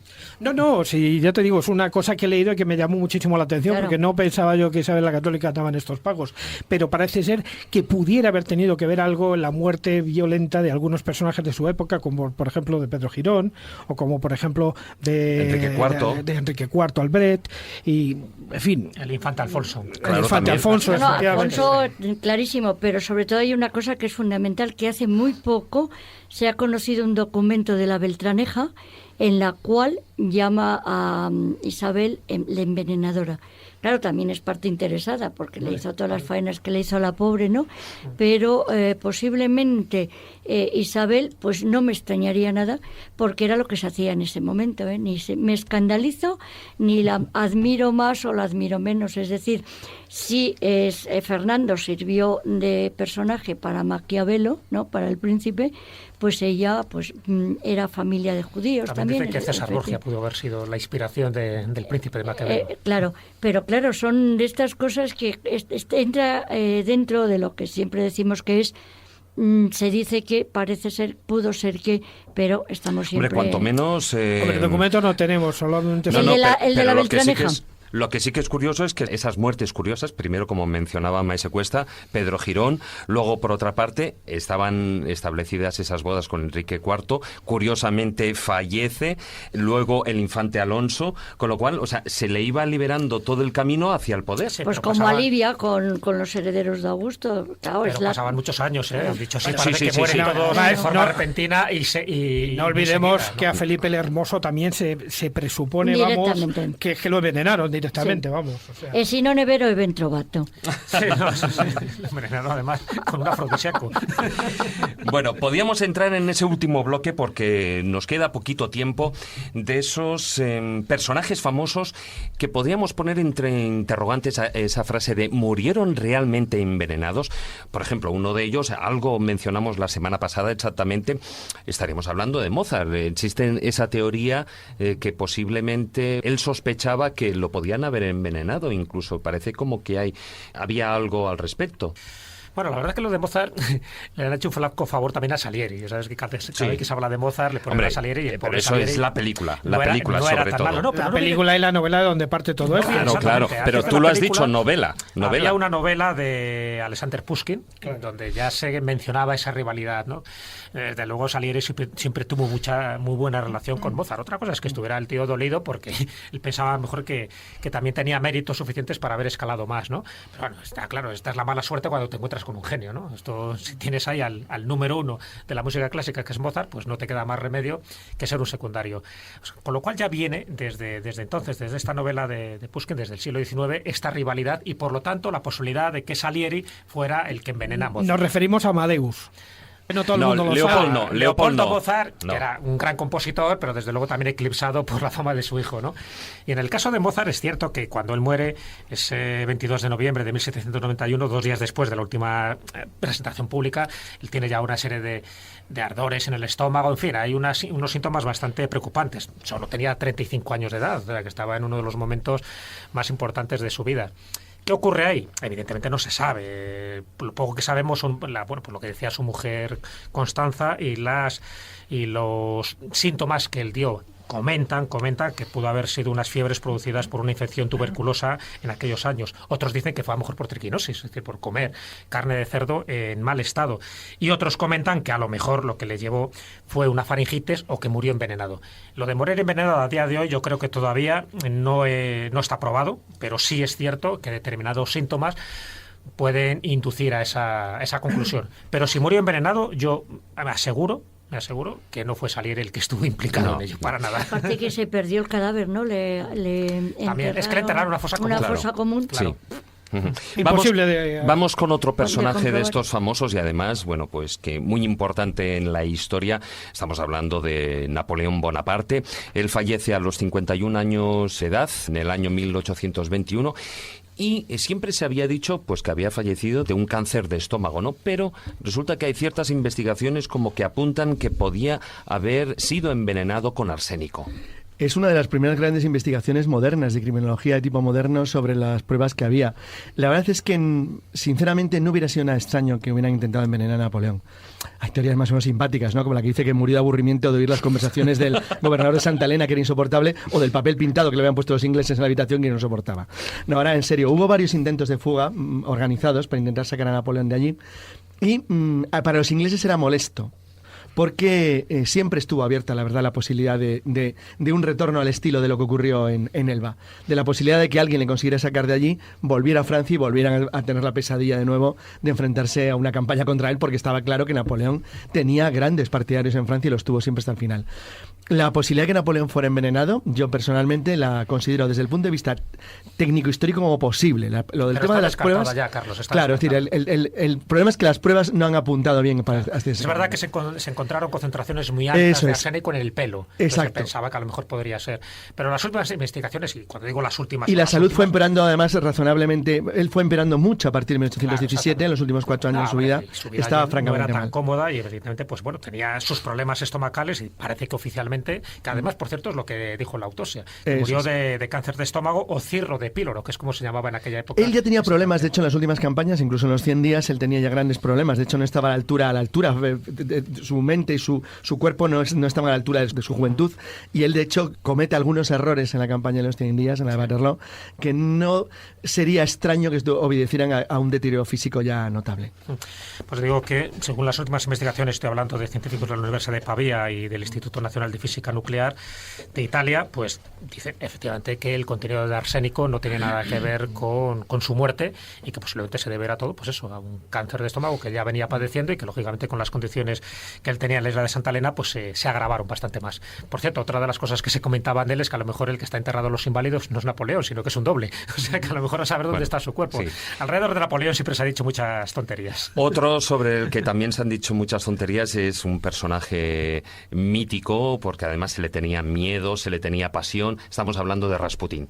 Rasputín, hay un momento en la noche en diciembre en 1916, él fallece, supuestamente, bueno, al final por las investigaciones se sabe que es por unos disparos, no solo por los disparos que llevaban el cuerpo del príncipe Yusupov, sino porque falleció al caer en el río y por el agua, vamos, por congelado, ¿no? Sí, hipotermia. Pero se decía que le habían dado vino o le habían dado pasteles envenenados y que él, según ese mito, él era inmune al veneno. Parece que era inmune a todo, porque la verdad es que costó matarle lo que no está escrito. Hombre, era un armario de 3 cuerpos, ¿eh? O sea, las cosas como son. A todos los niveles, por cierto. ¿Sabéis que yo quise en San Petersburgo ir a ver el Museo de Penes para ver el pene de Rasputín y la guía, la pobrecita, no lo conocía?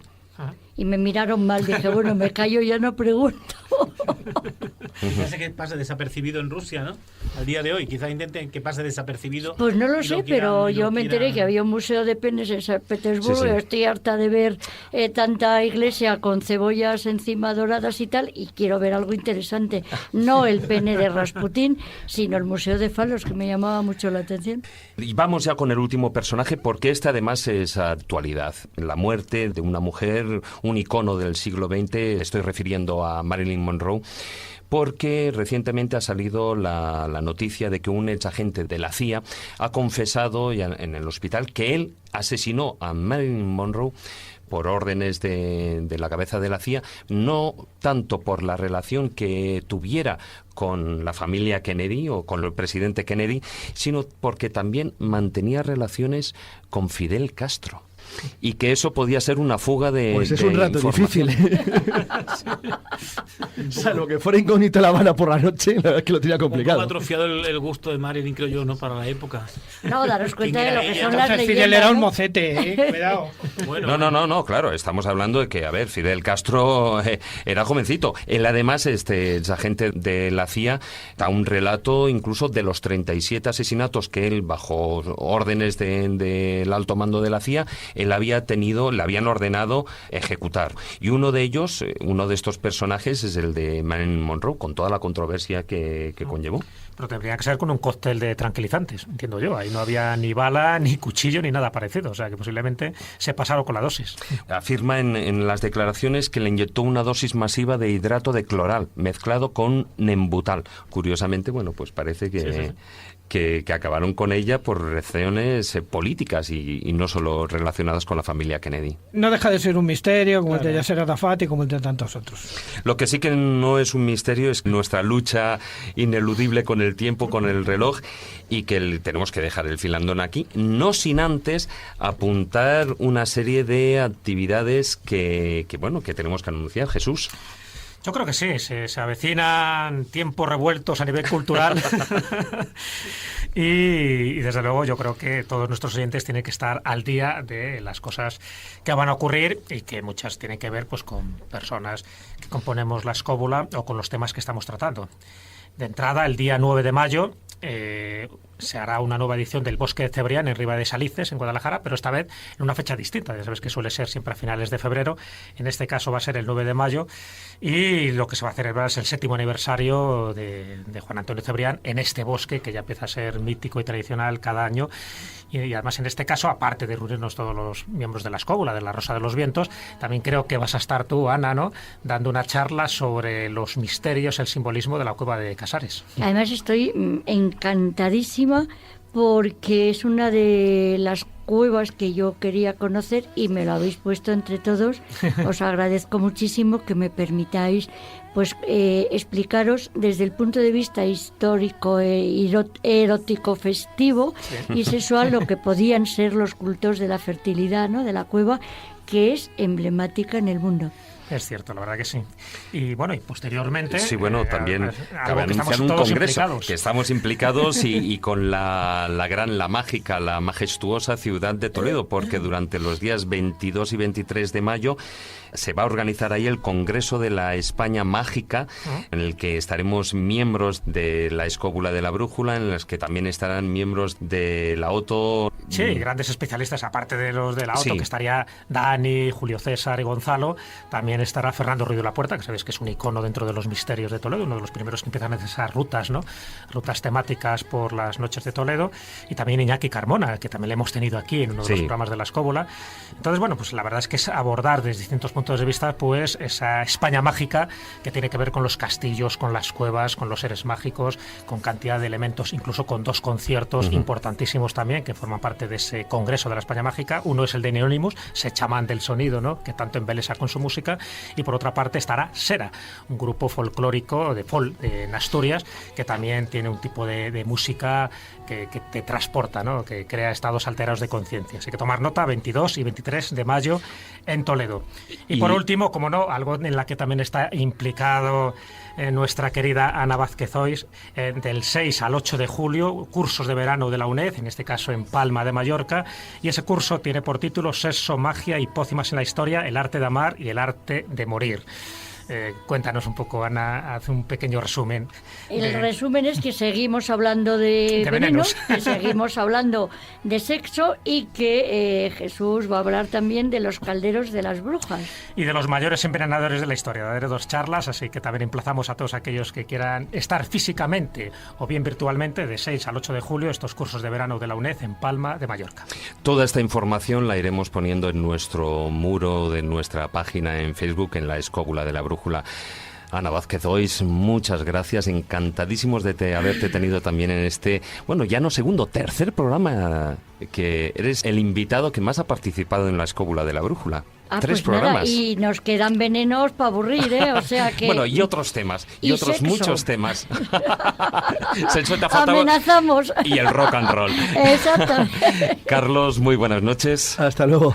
Maese Juan Ignacio, muy buenas noches. Voy a preparar una pócima esta noche muy divertida. Sí, para el fin de semana. Fermín, muy buenas noches. Buenas noches a todos. Y Jesús, ya lo sabes tú, te vienes de la manita cogidito conmigo. Venga, vamos allá. La escóbula de la brújula. La escóbula de la brújula.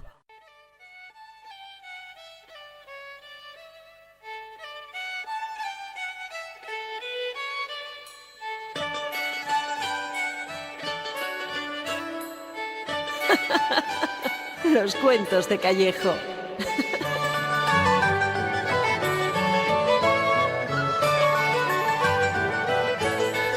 Jesús, un tema que no es que se nos haya quedado, se nos han quedado muchísimos en el tintero, ¿no? Pero uno en particular son las ordalías, ¿no? Esas pruebas casi como judiciales que se utilizaban, pues, de una manera u otra para que el azar, las fuerzas sobrenaturales, pues decidieran el resultado, ¿no? Sí, que decidiera Dios, en definitiva, ¿no? Si hablamos dentro del ámbito cristiano.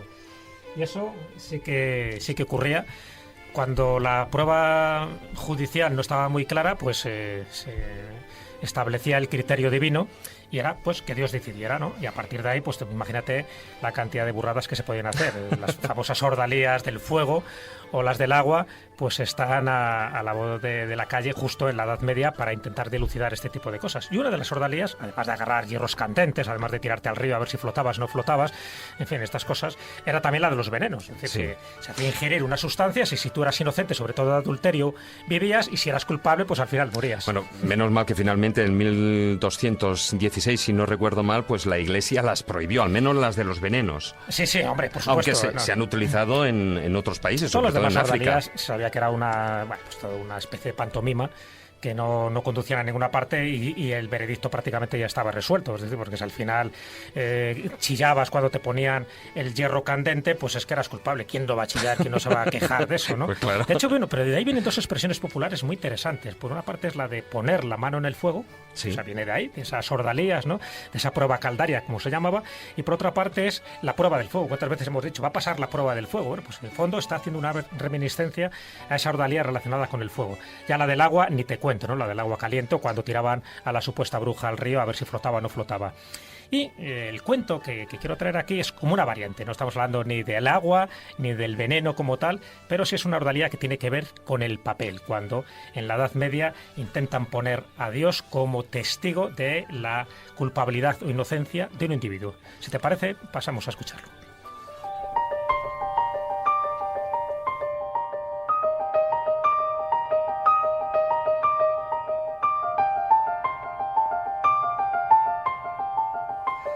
Cuenta una leyenda que un hombre honorable fue injustamente acusado de haber asesinado a una mujer.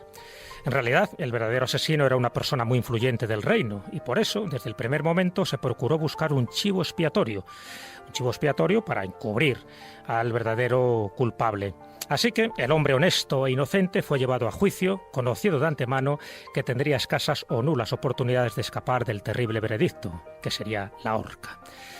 El juez cuidó, no obstante, de dar el juicio como un aspecto de legalidad y de justicia, y por eso le dijo al acusado: conociendo tu fama de hombre justo y devoto del Señor, vamos a dejar en manos de él tu destino. Que sea él el que decida. Vamos a escribir en 2 papeles separados la palabra culpable o inocente. Tú escogerás una al azar y será la mano de Dios la que decida tu suerte y tu destino. Por supuesto, los manejos corruptos habían escrito en los 2 papeles la palabra culpable y la pobre víctima, aún sin conocer los detalles, se daba cuenta de que el sistema propuesto era una trampa. No había escapatoria. El juez le dijo que tomara uno de los papeles doblados. El hombre meditó, respiró, suspiró, quedó en silencio por unos segundos, no sabía muy bien qué hacer. Pero al final, con los ojos cerrados, decide algo súbito, los abre y en ese momento coge uno de los papeles y automáticamente se los lleva a la boca y lo traga rápidamente. Todos los que estaban allí se quedaron extasiados, sorprendidos, indignados, protestaron. Pero bueno, ¿qué ha hecho? ¿Y ahora cómo vamos a saber cuál es el veredicto si se ha comido uno de los papeles? Así que el acusado dice, es muy sencillo. Es cuestión de leer el papel que queda y sabremos lo que decía el que yo elegí. Un enojo mal disimulado se suspiró en toda la sala, pero se dieron cuenta que el acusado era inocente y jamás volvieron a molestarlo.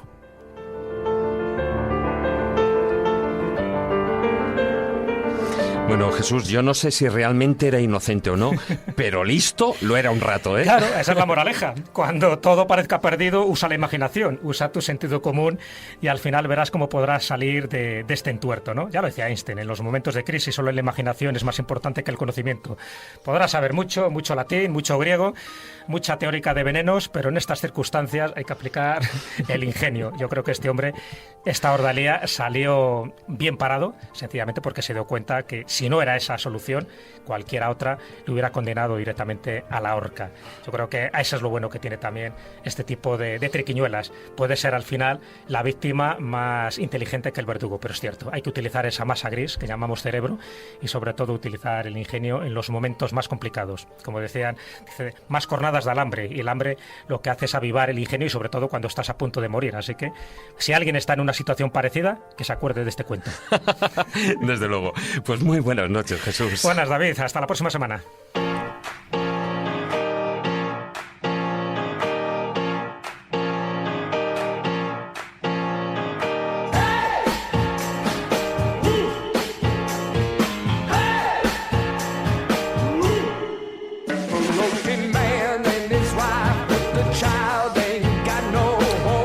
Queridos amigos, hasta aquí dura el programa de hoy, la edición de esta noche de la Escóbula de la Brújula. Esta música precisamente es para que, bueno, os vayáis, ya os podéis ir durmiendo, pero a buen ritmo, desde luego que sí. Muchas gracias por acompañarnos una noche más. Recordaros nuestra presencia en las redes sociales, en Facebook nuestro grupo oficial es La Escóbula de la Brújula, en Twitter nuestro perfil es La Escóbula 7 y por supuesto también nuestra página web, laescóbula.com. Muy buenas noches, amigos. Y no lo olvidéis, tratar de ser felices e ilustraros. Hasta la próxima semana.